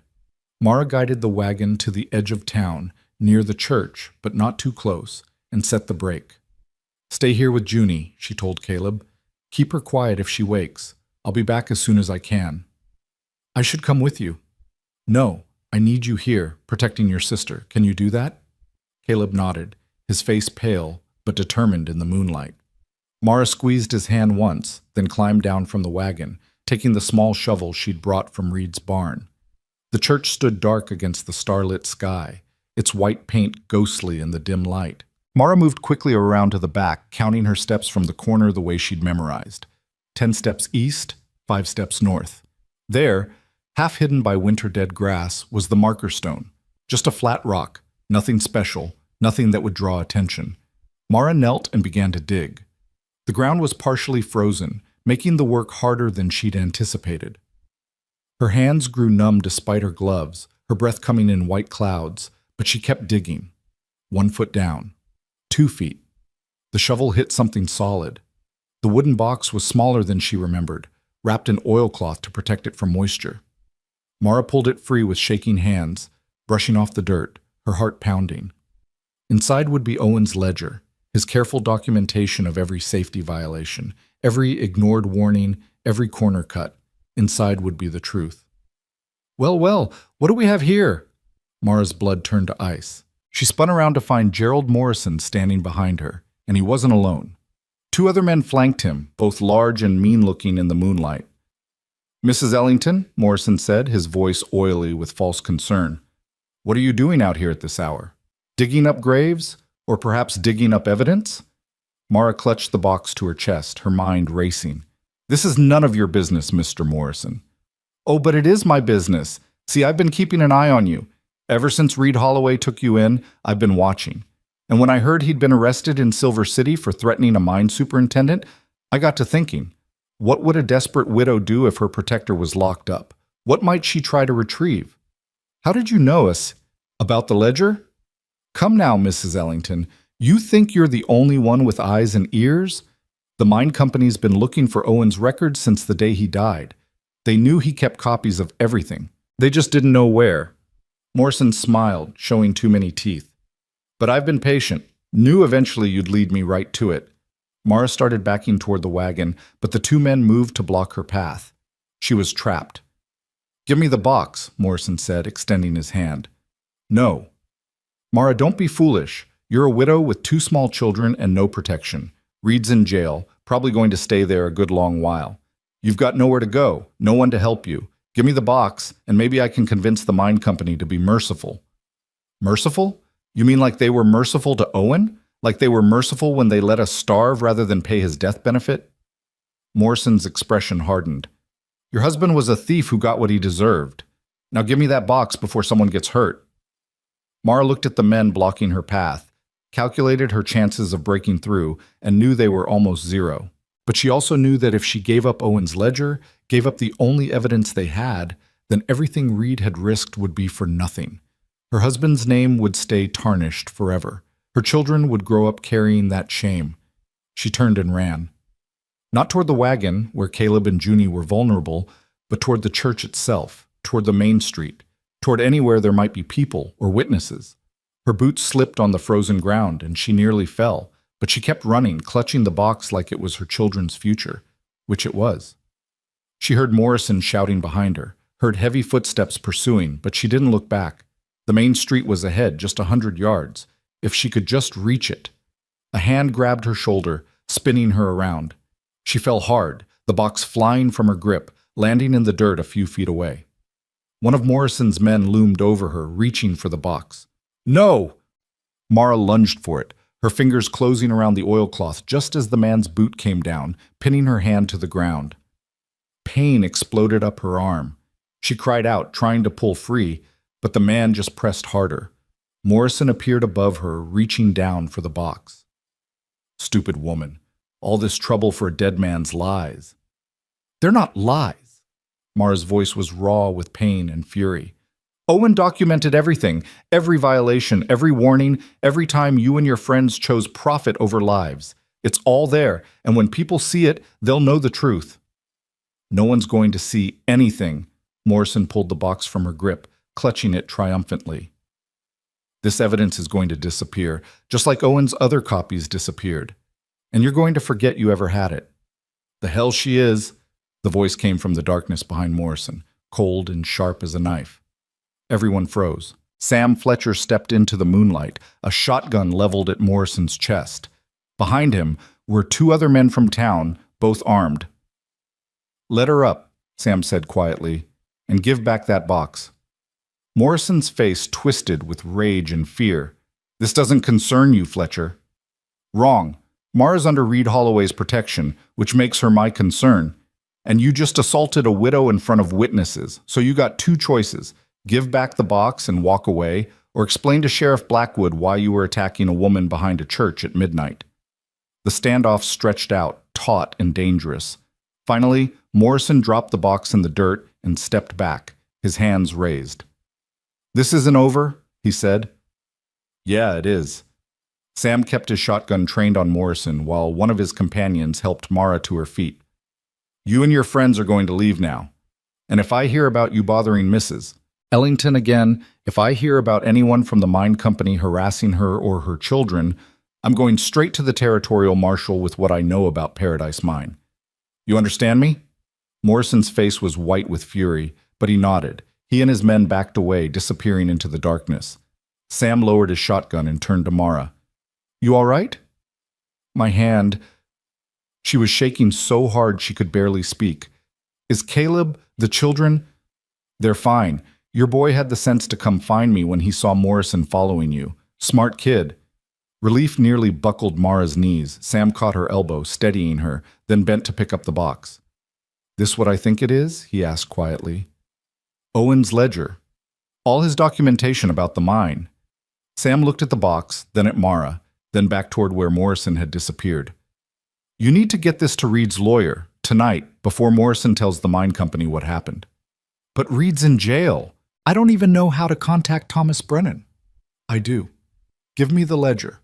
I'll ride to Silver City myself, put it directly in Brennan's hands. Sam saw her hesitation. Mara, you gotta trust someone.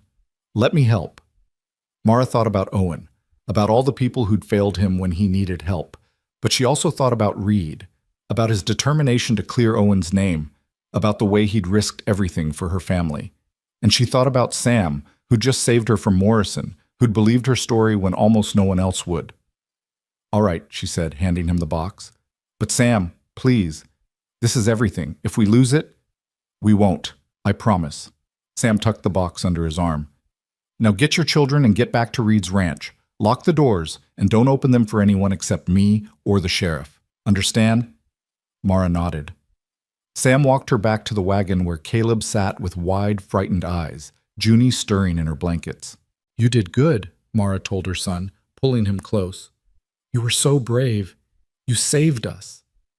Is Mr. Fletcher really going to help? Yes, he's going to help Papa.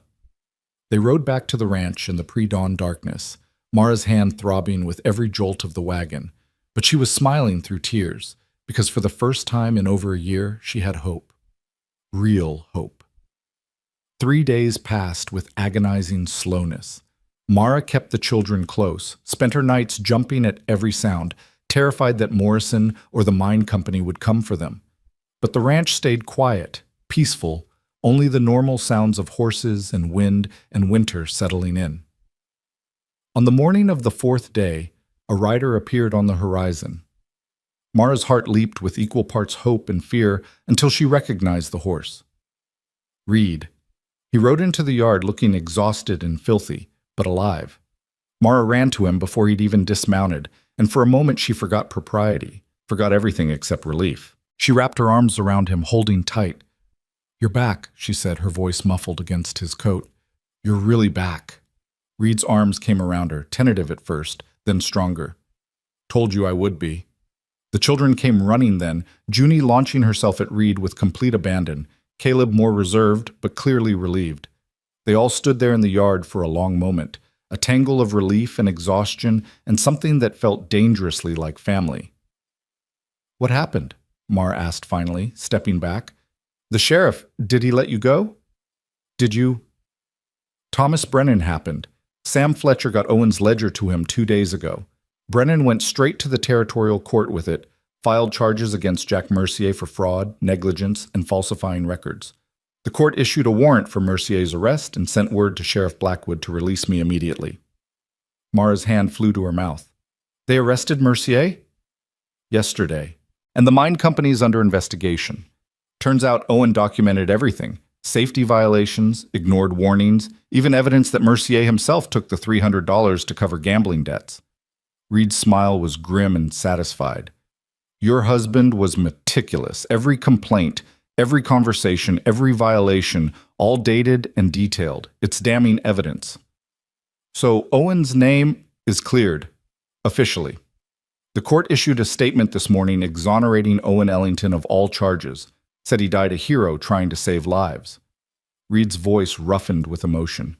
"Your husband's death benefit is being reinstated, plus additional compensation for the year of hardship you endured, and the mine company's being fined for negligence." Mara felt her knees give way. Reed caught her, guiding her to sit on the porch steps. She was crying, great gasping sobs of relief and grief and vindication all mixed together. "He was good," she kept saying. "He was good, and now everyone knows. Everyone knows." Reed sat beside her, one arm around her shoulders while she cried. The children pressed close, Caleb trying to be brave, but with tears streaming down his face, Junie crying because everyone else was crying without fully understanding why. When Mara finally composed herself, she found Reed watching her with an expression she couldn't quite read. "There's more," he said quietly. "More." The investigation into Mercier led them to look at other mine company operations. Turns out Paradise Mine wasn't the only place where corners were being cut. The whole company's corrupt, top to bottom. The territorial governor's shutting them down, revoking their licenses. It's causing a scandal all the way up to Washington. Mara tried to process this. Owen's documentation hadn't just cleared his name. It had exposed a massive corruption scheme. Her husband's careful record-keeping, his insistence on truth, had brought down an entire corrupt operation. "He'd be proud," she said softly. "Owen. He'd be so proud that his records helped other miners, helped protect other families. He should be. He saved lives, Mara. Not just the day he died, but with what he left behind." They sat together on the porch steps as the sun climbed higher, the children playing nearby, and for the first time since Owen died, Mara felt like she could breathe. The weight of accusation and shame that had pressed on her for so long was finally lifted. But peace didn't come easily. That afternoon, riders came. Not Morrison or mine company thugs, but townspeople from Clemens Ridge. At first Mara tensed, expecting trouble, but Reed recognized them and relaxed. "It's all right," he said. "They're here to help." The first to speak was Martha Hendricks, a stern-faced woman who ran the general store. She stepped forward, her expression uncomfortable. "Mrs. Ellington," she said, "we came to apologize. We believe the mine company's lies about your husband. We treated you and your children shamefully. We're sorry." Others echoed her words, their faces showing genuine remorse. They brought gifts, food, clothing for the children, even a small bag of coins collected from families in town. "We can't make up for the year you suffered," Martha continued, "but we'd like to try. Your family is welcome in Clemens Ridge. More than welcome." Mara couldn't speak past the lump in her throat. She just nodded, accepting their apologies, accepting their gifts, accepting the fact that sometimes people did change their minds when presented with truth. After the visitors left, Reed and Mara stood on the porch watching them go. "Everything's different now," Mara said. "Owen's name is cleared. We have money. We have the town's respect." She paused. "I could rent a house in Clemens Ridge, start over properly." Reed felt something cold settle in his chest. "Is that what you want?" "I don't know. I don't know what I want." Mara turned to face him. "Reed, you've done so much for us. You've given us shelter, safety. You risked everything to clear Owen's name. But we can't stay here forever. We can't keep imposing. You're not imposing. We are. This is your home, your life. We've disrupted everything." "Good." The word came out fiercer than Reed intended. This place needed disrupting. It needed life in it again. It needed noise and chaos and children running through it. "Reed, stay." He caught her hands, holding them gently. "Please, stay here. You and the children, not as guests, not as charity cases, but as family." Mara's eyes widened. "What are you saying?" Reed took a deep breath, knowing he was about to risk everything. "I'm saying that these last few weeks, having you here, having the children here, it's woken something up in me that I thought died with Sarah. I'm saying that I've gotten used to hearing Junie's laugh and Caleb's questions, and your voice singing to them at night. I'm saying that when I was locked up in that cell, all I could think about was getting back here to you. To all of you." "Reed, you don't have to. I know I don't have to. I want to." Reed squeezed her hands. "Mara, I'm not asking you to forget Owen. I'm not trying to replace him. But I'm asking if maybe there's room in your life for something new, for someone who wants to take care of you and your children, not out of duty or charity, but because I've come to—" He swallowed hard.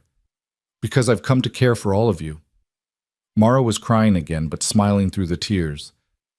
"I don't know how to do this. How to move forward. It feels like betraying Owen's memory." "Owen would want you to be happy, would want his children taken care of, would want them growing up with someone who loves them." Reed paused. "And I do love them, Mara. Somewhere along the way, I fell in love with your children, and with you." The words hung in the cold air between them. Mara stared at him, her face showing shock and fear, and something that might have been hope. "I'm broken," she whispered. "I'm damaged and scared, and I don't know if I have anything left to give." "Then we'll be broken together. We'll figure it out together." Reed pulled her closer. "I'm not asking for an answer today. I'm just asking you to think about it, about staying, about building something new here." Before Mara could respond, Junie came running around the corner, her face bright with excitement. "Mama, Caleb found a bird's nest in the barn. Can we keep it?" The moment shattered into ordinary life. Mara wiped her eyes, composed herself, and turned to her daughter. "Let's go look at it together." But as they walked toward the barn, she reached back and took Reed's hand, holding it tight. That night, while the children slept, Reed and Mara sat by the fire talking. Really talking, for the first time since she'd arrived. She told him about her life with Owen, about their courtship and marriage, about the joy of having children and the terror of losing him.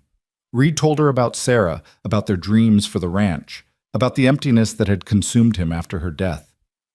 "I never thought I'd feel anything again," Reed admitted. "Never thought I'd want to. It hurt less to be numb." "I know that feeling. But then I saw you and your children eating scraps in that alley, and something just broke open. Or maybe woke up, I don't know. All I know is that I couldn't walk away." "I'm glad you didn't." Mara stared into the fire. "Reed, I need time. I need to figure out who I am without being Owen's wife. I need to teach my children how to be happy again. I need time." "I know. Take all you need. But I want you to know that I feel something too. Something that scares me because it feels like moving on, like leaving Owen behind. But he's not here, and you are. And my children are starting to smile again because of you." Reed reached over and took her hand. "We'll go slow. Figure it out as we go." "Slow sounds good." They sat together in comfortable silence, hands intertwined, while the fire burned low and the night deepened around them. Outside, the first snow of December began to fall, soft and silent, covering the ranch in white.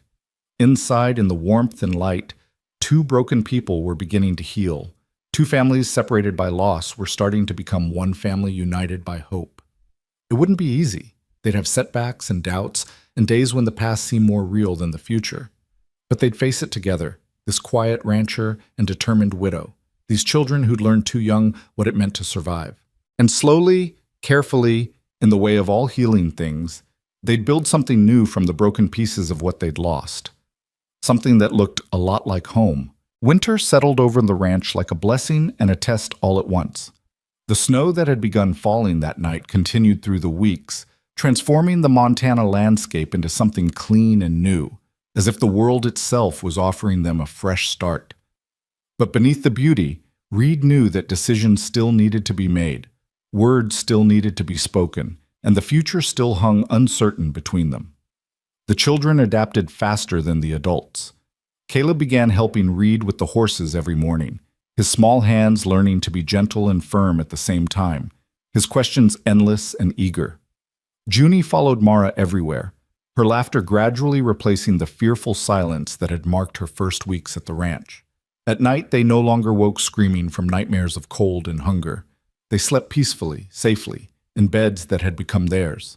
But Mara moved through the house like someone still waiting for permission to stay, still expecting the dream to shatter. She cooked and cleaned and cared for the children with fierce devotion, but Reed could see her holding back, keeping walls up, protecting herself against the possibility of another loss. 3 weeks after Reed returned from jail, on a morning bright with sun reflecting off fresh snow, everything changed again. A rider came up the lane carrying official-looking documents. Reed met him on the porch, Mara standing just inside the doorway, her body tense with old fears. "Reed Holloway?" the rider asked. "That's me. Got papers from the territorial court. Need your signature." The man handed over a thick envelope, waited while Reed signed for it, then rode off without ceremony. Reed opened the envelope with Mara watching anxiously.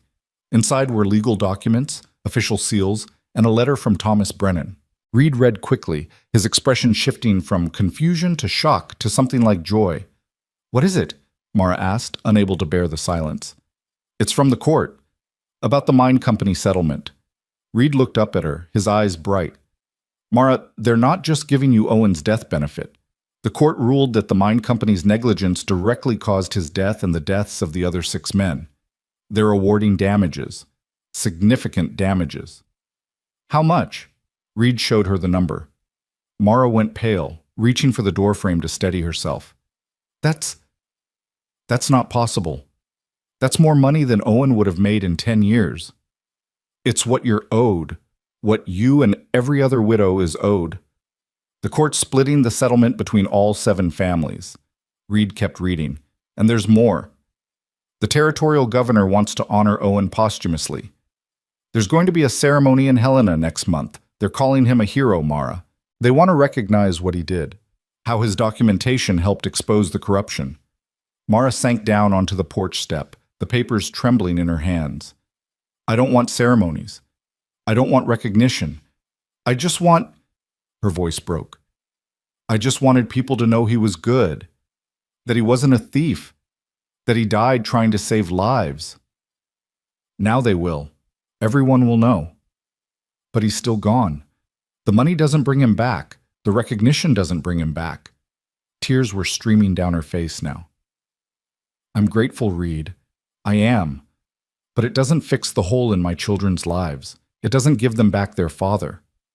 Reed sat down beside her, not touching, just being present. "No, nothing can do that. But it gives them security. It gives them a future. It gives them the ability to hold their heads up and be proud of who their father was." I know that. It's just—" Mara wiped her eyes roughly. "It's just that some part of me has been so angry at Owen for dying, for leaving us alone, for choosing to be heroic instead of choosing to stay safe for his family. And now everyone's calling him a hero, and I'm supposed to be proud, but all I feel is angry and guilty and confused. That's okay. You're allowed to feel all those things. Am I? Am I allowed to be furious with my dead husband for getting himself killed? Am I allowed to wish he'd been a coward who ran instead of a hero who died? Yes, you're allowed to feel whatever you feel. There's no right way to grieve. Mara let out a shaking breath. Sometimes I can't even remember his face clearly anymore. I have to look at the photograph to remember exactly what he looked like. And that terrifies me. What if I forget him completely? What if my children forget him? They won't forget. You won't let them. Reed chose his next words carefully. But Mara, remembering Owen doesn't mean you have to stop living. Honoring his memory doesn't mean you have to stay frozen in the moment he died. She looked at him then, really looked at him, and Reed saw something raw and vulnerable in her expression. I'm scared. I'm terrified of being happy again, because what if I lose it? What if I let myself care about you and something happens and I have to go through this all over again? You might. That's the risk of caring about anyone. Reed took her hand, gentle but firm. But Mara, you're already going through it. You're already scared. The question is whether you're going to let that fear keep you from living or whether you're going to choose to live anyway. Before Mara could respond, Caleb appeared in the doorway. Mama, is everything okay? Are we in trouble? Mara quickly wiped her eyes and summoned a smile. No, baby, everything's fine. Actually, everything's wonderful. Come here. She pulled Caleb onto her lap, even though he was really too big for it, and showed him the papers. Remember how we talked about your papa being a hero? About how he tried to save people? Yes. Well, the territorial governor agrees. They're going to have a ceremony to honor your papa and the other men who died, and they're giving us money to help take care of us, to make sure we're okay. Caleb studied the papers with serious eyes. Does this mean we don't have to leave? We can stay here with Mr. Holloway? Mara's eyes flew to Reed's face, saw the hope there, the question. I don't know, Caleb. We haven't... I want to stay, Caleb said firmly. I like it here. I like the horses, and I like Mr. Holloway, and I like having a real house. Can we stay, Mama? Please? Sweetheart, it's complicated. Why? Mr. Holloway said we could stay as long as we wanted, and he likes us, I can tell. So why can't we just stay forever? Out of the mouths of children, Reed thought. Why not indeed? Junie had wandered out now too, drawn by the sound of voices. She climbed into Reed's lap without hesitation, a gesture of trust that still made his throat tight. Are we talking about staying? I want to stay too. This is home now. Mara looked at her children, both of them gazing at her with hope and trust, and then at Reed, who was watching her with patience and something deeper, something that made her heart race with fear and longing all mixed together. Let's talk about this inside, she said finally, where it's warm. They gathered in the kitchen, the children at the table with cups of hot milk, Reed and Mara standing by the stove. Mara took a deep breath, steadying herself. Your papa was the best man I ever knew, she began, speaking to her children but aware of Reed listening. He loved you both more than anything in the world. He died being brave, being the man he always was. Nothing will ever change that, and nothing should. But, Caleb prompted, sensing there was more. But Papa's gone, and we have to figure out how to live without him. How to be happy again without forgetting him. Mara's voice shook slightly. Mr. Holloway has been incredibly kind to us. He's given us a home, kept us safe, fought to clear Papa's name. He's become important to us. To me. Reed reached out and took her hand, giving her strength. What I'm trying to say, Mara continued, is that I think Mr. Holloway is right. I think we could build something new here, something that honors Papa's memory but also looks forward to the future. But I need to know how you two feel about that, about staying here permanently, about Mr. Holloway becoming part of our family. Caleb and Junie looked at each other, having one of those silent conversations that siblings have. Then Caleb spoke. Papa would want us to be safe and happy. I remember him saying that. He said his job was to make sure we were always safe and happy. The boy's voice was steady, wise beyond his years. We're safe here. We're happy here. I think Papa would be glad we found Mr. Holloway. I think Papa sent Mr. Holloway to find us, Junie added with a child's absolute certainty. In the snow that night, Papa was watching and he sent Mr. Holloway to take care of us because he couldn't do it anymore. Mara's eyes filled with tears. Maybe Junie was right. Maybe in some inexplicable way, Owen had led Reed to them that December night. Or maybe it was just chance, just Reed being in the right place at the right time. Either way, the result was the same. "All right," Mara said, squeezing Reed's hand. "All right, we'll stay, if Mr. Holloway still wants us." "I want you," Reed said simply. "All of you. For as long as you'll have me?" The children cheered, jumping up to hug first their mother, then Reed, creating a tangle of arms and joy and relief. Over their heads, Mara and Reed's eyes met, and something passed between them. A promise, a commitment, a beginning. But that night, after the children were in bed, Mara found Reed standing on the porch, staring out at the snow-covered ranch. She wrapped a shawl around her shoulders and joined him in the cold. "Having second thoughts?" she asked softly. "No, just thinking about Sarah, about whether I'm betraying her memory by doing this." "Are you?" Reed was quiet for a long moment. "I don't think so. I think Sarah would understand. She always wanted this place to be full of life and love. She'd be happy to see children running through these rooms again."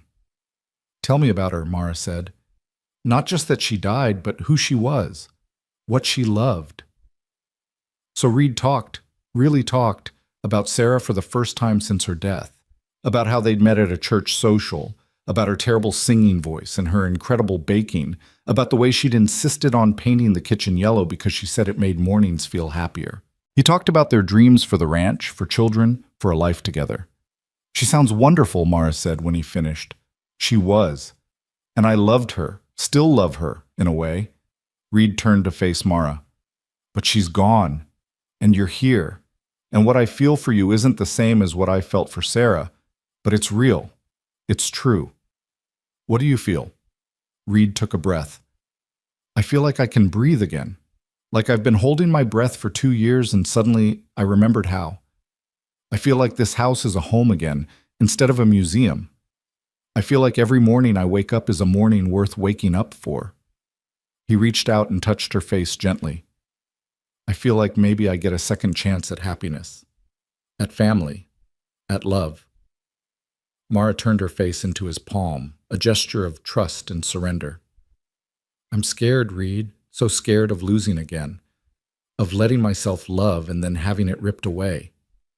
"I know, me too. But I think I want to try anyway." Reed pulled her close, and Mara let herself lean into him, let herself accept the comfort and strength he offered. They stood together on the porch, two people who'd lost everything finding something new in each other, while the winter wind whispered around them and the stars wheeled overhead. "We should probably get married," Reed said after a while. "If you're staying, if we're building a life together, people will talk less if we make it official." Mara laughed softly. "Is that a proposal?" "It's a practical suggestion." "How romantic!" Reed pulled back to look at her, suddenly serious. "Mara Ellington, will you marry me? Not because it's practical or proper, but because I want to spend my days working beside you and my nights keeping you warm. Because your children have become my children in my heart. Because when I think about the future now, I can't imagine it without you in it." "Yes," Mara said, her voice breaking. "Yes, I'll marry you." They kissed then, gentle and tentative, like teenagers instead of two people who'd both been married before. It was sweet and careful and full of promise. The wedding took place 6 weeks later, on a cold February day that held the first hints of spring. Thomas Brennan came from Silver City to stand as Reed's witness. Sam Fletcher gave Mara away, and his wife Martha helped her into a simple blue dress that had been Sarah's but fit Mara like it was made for her. The ceremony was held in the church in Clemens Ridge, the same church where Mara had buried Owen's ledger. The town turned out in force, no longer suspicious or judgmental, but genuinely happy to witness this union. The children stood beside their mother, Caleb solemn and proud in a new suit, Junie scattering wildflowers she'd insisted on bringing even though it was winter. When Reed and Mara exchanged their vows, speaking promises of love and loyalty and partnership, there wasn't a dry eye in the church. This wasn't just a marriage, it was a resurrection. Two people who'd been buried by grief digging their way back to life. The reception was held at the ranch, neighbors and friends crowding into the house that had stood empty for so long. There was food and music and laughter, and for the first time in years, the Holloway Ranch felt the way it was meant to feel, alive. Late in the evening, Reed found himself standing with Thomas Brennan by the fireplace, watching Mara dance with Caleb while Junie spun in dizzy circles nearby. "You did good," Brennan said, clearing Owen's name, giving his family a future, finding yourself a family in the process. "Couldn't have done it without you." "Maybe. But you're the one who wouldn't quit. You're the one who looked at a widow and her children eating scraps and decided to do something about it." Brennan raised his glass. "To stubbornness and compassion. May they always go hand in hand." Reed clinked his glass against Brennan's, but his eyes were on Mara. She looked up then, as if feeling his gaze, and smiled at him across the room. A smile full of joy and peace and hope. Later, after the guests had left and the children were asleep, Reed and Mara stood together in the bedroom that was now theirs. Their wedding night felt both momentous and ordinary, weighted with significance, but also comfortable, easy, right. "I never thought I'd be here," Mara said, looking around the room that had been Sarah's, that was now hers. "Never thought I'd feel safe again, feel happy again." "Neither did I." She turned to face him. "I want you to know something. This doesn't erase Owen. It doesn't mean I've forgotten him or that he doesn't matter anymore. I know. But it does mean I'm choosing to live again, to love again, to believe in the future again." She took his hands. "Thank you for making that possible. Thank you for letting me." They came together then, two broken people made whole not by forgetting the past, but by choosing to build a future anyway. In the darkness of that February night, in the house that had known so much loss, love bloomed again, different than before, but no less real. Spring came early that year, as if the land itself was eager to shake off winter's grip. The snow melted, revealing brown grass that would soon turn green. Birds returned, building nests in the barn and trees, and in the pasture, 4 mares gave birth to foals that Caleb and Junie helped Reed care for with gentle, careful hands. Life settled into a rhythm on the Holloway ranch. Reed worked the horses. Mara kept the house and garden. The children grew stronger and more confident with each passing day. They were becoming a family in the truest sense, not bound by blood, but by choice, by shared hardship, by love that had been tested and proven true. One warm April morning, Reed found Mara standing at the kitchen window, her hand resting on her stomach, a secret smile on her face. "You all right?" he asked. "More than all right." She turned to face him, and he saw tears in her eyes, but they were happy tears. "Reed, I'm pregnant." For a moment, Reed couldn't breathe, couldn't think. Sarah had died in childbirth. His son had never drawn breath. The fear of losing another wife, another child, crashed over him like a physical wave. Mara saw it in his face and crossed to him quickly, taking his hands. "I know you're scared. I'm scared too. But Reed, this is a good thing, a blessing, a new life for our new family. What if something happens? What if I lose you the way I lost Sarah? Then you'll survive it, the way you survived losing Sarah, the way I survived losing Owen." She squeezed his hands. "But nothing's going to happen. I'm strong, I'm healthy, and we'll get the best doctor in the territory to be there when the time comes." Reed pulled her close, holding her like she might disappear. "I can't lose you. I can't lose another family." "You won't. I promise." Mara pulled back to look at him. "This baby is a sign, Reed. A sign that life goes on, that joy can come after sorrow, that our family is growing, not ending." She was right. Reed knew she was right, but the fear lingered, a shadow over the joy he should have been feeling. The children were ecstatic when they were told.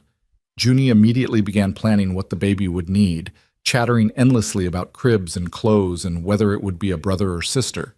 Caleb was more reserved but clearly pleased, already imagining teaching the baby about horses the way Reed had taught him. As Mara's pregnancy progressed through spring into summer, the town of Clemens Ridge rallied around them. Women brought baby clothes and advice. Men helped Reed expand the house, adding a nursery. The community that had once shunned Mara now embraced her as one of their own. In late May, there was a ceremony in Helena, as promised. The territorial governor posthumously honored Owen Ellington and the 6 other men who died in the Paradise Mine collapse. Mara, Reed, and the children traveled to attend, along with the other widows and families. It was a bittersweet day. The governor's speech was moving, calling Owen a hero who'd sacrificed his life to save others, and whose documentation had exposed corruption and made mines safer across the territory. A memorial was unveiled, 7 names carved in stone, Owen's among them. Caleb stood very straight throughout the ceremony, his hand in his mother's, his face solemn. When it was over, he walked to the memorial and touched his father's name. "I'm proud of you, Papa," he said quietly. "I'm proud you were brave, and I'm sorry I was angry at you for dying." Mara knelt beside him, tears streaming down her face. "Papa loved you so much, Caleb. He loved all of us, and he'd be so proud of the man you're becoming. Do you think he knows? About Mr. Holloway? About the baby?" "I think he knows, and I think he's happy we found someone to take care of us." That night, in their hotel room in Helena, Reed found Mara standing at the window, looking out at the city lights. "You okay?" he asked. "I was just thinking about Owen, about how proud he would have been today, how vindicated." She turned to face Reed. "And I was thinking about how lucky I am, that I got to love 2 good men in one lifetime, that Owen gave me Caleb and Junie, and you're giving me a new beginning." Reed crossed to her, wrapping his arms around her and the growing swell of their child. "I'm the lucky one. We both are." They stood together in the darkness, and Reed realized that for the first time since Sarah died, he wasn't haunted by loss. He was grateful for what he had, for what they'd built together, for the future stretching out before them. Summer deepened into August, and Mara's time grew near. Reed became increasingly protective, hovering like a worried mother hen, driving Mara to distraction with his constant concern. "I'm fine," she kept telling him. "Women have been having babies since the beginning of time." "Not my women," Reed muttered, checking again to make sure the doctor's bag was packed and ready. Labor began on a hot August night, and this time Reed was determined to be present, to not be shut out the way he'd been with Sarah. The doctor came, along with 2 experienced midwives from town. They sat up in the bedroom while Reed paced outside, listening to Mara's labored breathing and trying not to think about Sarah's screams, about the terrible silence that had followed. The children were with Sam and Martha Fletcher in town, spared the worry and waiting. Reed was alone with his fear, with memories of loss, with prayers he wasn't sure anyone was hearing. Hours passed. The doctor came out once, his face serious. "It's taking longer than we'd like, but she's strong. The baby's in a good position, just needs time." More waiting, more pacing, more fear. Then, as the sun was rising on a new day, Reed heard it, the thin, angry wail of a newborn baby. He froze, afraid to hope, afraid to believe. The door opened. The midwife stood there, smiling. "You have a son, Mr. Holloway, and your wife is fine. Tired, but fine." Reed's legs nearly gave out. He stumbled into the room to find Mara propped up against pillows, exhausted but radiant, holding a tiny bundle wrapped in blankets. She looked up when he entered, and her smile was everything. "Come meet your son," she said. Reed crossed to the bed on shaking legs and looked down at the baby. He was perfect, tiny, red-faced, squalling with healthy lungs. Owen's son. His son. Their son. "He's beautiful," Reed managed. "He's loud," Mara said with a tired laugh. "Takes after his sister that way." The baby quieted as Reed carefully took him, cradling the impossibly small weight. The infant's eyes opened, unfocused and dark, and Reed felt something crack open in his chest, the last wall of grief and fear crumbling away, leaving only love. "What should we name him?" Mara asked. Reed thought about Owen, about Sarah, about all the people they'd loved and lost. "Owen," he said. "Owen Reed Holloway, after his mother's first husband who died a hero, after both his fathers." Mara's eyes filled with tears. "You mean that? You'd name our son after Owen?" "He was a good man who deserves to be remembered, and this way Caleb and Junie's father's name lives on." Reed looked down at the baby. "This way everyone remembers that our family was built on the foundation Owen laid." "Thank you," Mara whispered. "Thank you for understanding that." When Caleb and Junie were brought home later that day and met their new baby brother, they were awed and excited and tender in the way children can be with something precious and fragile. Caleb carefully touched the baby's tiny hand, and when Owen Reed's fingers wrapped around his, the boy smiled. "I'm going to teach him everything," Caleb announced, "about horses and ranching and being brave like our papa was." "Both our papas," Junie corrected, "because now we have two papas, the one in heaven and the one here." Out of the mouths of children again. Reed looked at Mara over their children's heads and saw his own emotion reflected back, gratitude, joy, and the quiet certainty that they'd been given something rare and precious. A second chance. A new family forged from the ashes of old loss. The years that followed were marked by growth and change and the ordinary miracles of family life. The ranch prospered under Reed's careful management. Mara's settlement money was invested wisely, ensuring security for all of them. Caleb grew into a fine young man, skilled with horses and responsible beyond his years. Junie blossomed into a bright, curious girl who could ride like the wind and had her mother's fierce determination. Little Owen Reed, called Reed by everyone to avoid confusion, grew up surrounded by love and siblings and horses, never knowing hunger or cold or fear. More children came in time. A daughter that Reed and Mara named Sarah, honoring Reed's first wife, and then twin boys who kept everyone on their toes. The house that had stood silent and empty for so long rang with laughter and arguments and the chaotic music of a large, happy family. The mine company's corruption scandal continued to reverberate for years. Jack Mercier was convicted and imprisoned. The company itself was dissolved, its assets sold off to pay settlements.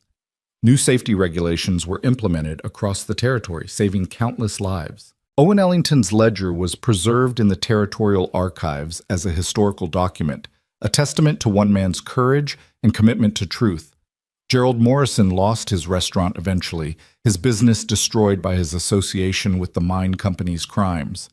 But in a turn that surprised everyone, it was Reed and Mara who helped him afterward, offering him work on their ranch. Morrison was humbled, chastened, and eventually became a loyal friend, proof that people could change when given the chance. Sam Fletcher remained a trusted friend and advisor. Thomas Brennan became young Owen Reed's godfather and a regular visitor to the ranch, always bringing books and stories from his travels. The ranch itself became something more than just Reed's home. It became a haven. When other families fell on hard times, when widows and orphans needed help, they found their way to the Holloway Ranch and were taken in, given work and dignity, and a chance to start over. It became known throughout Montana Territory as a place of second chances, a place where broken people could heal. 10 years after that December night when Reed found Mara and her children eating scraps behind a restaurant, he stood on the porch of his ranch house and looked out over the life they'd built. The pastures were full of horses. The barn was solid and well-maintained. The house was warm and loud with children and life. Mara came out to join him, her hair now showing threads of silver, her face marked by years of laughter and love. She slipped her hand into his, a gesture that had become as natural as breathing. "What are you thinking about?" she asked.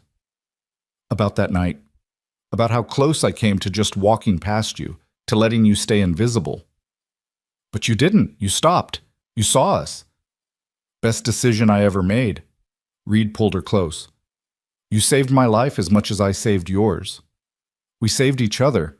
They stood together in the fading light, watching their children play in the yard, all of them, biological and chosen, blood and heart. This was family. This was home. This was what they'd built from nothing, from loss, from the courage to try again. Inside the house, young Owen Reed, now 10 years old and the spitting image of the father he was named for, was asking Caleb questions about the famous grandfather he'd never met. Caleb, now 17 and soon to head off to university on a scholarship funded by the mine settlement, was showing him the photograph of Owen Ellington, telling him stories about a man who'd died a hero. "Our first papa," Owen Reed said, touching the photograph carefully. "Yes," Caleb confirmed. "The man who gave us our name and our pride, who taught us that doing the right thing matters, even when it's hard. And then Mr. Papa Reed, he found you and Mama and Junie? He found us eating garbage in an alley, and he said, 'Pack your things, we're going home.'" Caleb smiled at the memory, "And he brought us here. And everything changed." Owen Reed considered this, his young face serious. "So we're lucky." The luckiest, Caleb agreed. Outside on the porch, Reed and Mara heard this exchange and shared a look. They understand, Mara said softly. They understand that our family is special, that we chose each other. They do, and they'll carry that forward. They'll remember that family isn't just blood.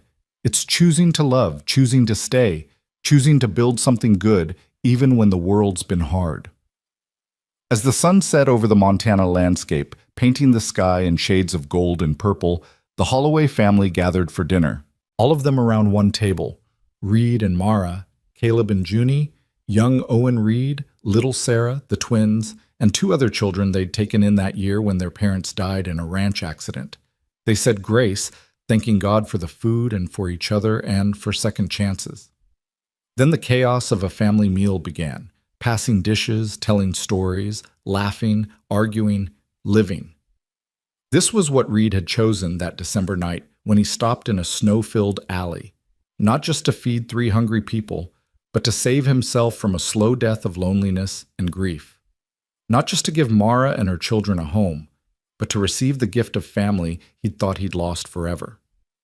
They'd survived storms both literal and metaphorical. They'd faced down corruption and cruelty.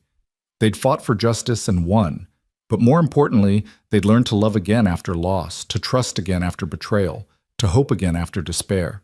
The ranch house that night glowed with lamplight, warm and welcoming in the darkness. Inside, a family ate and laughed and loved. A family built not from blood alone, but from courage, compassion, and the simple act of one man who wouldn't look away from suffering.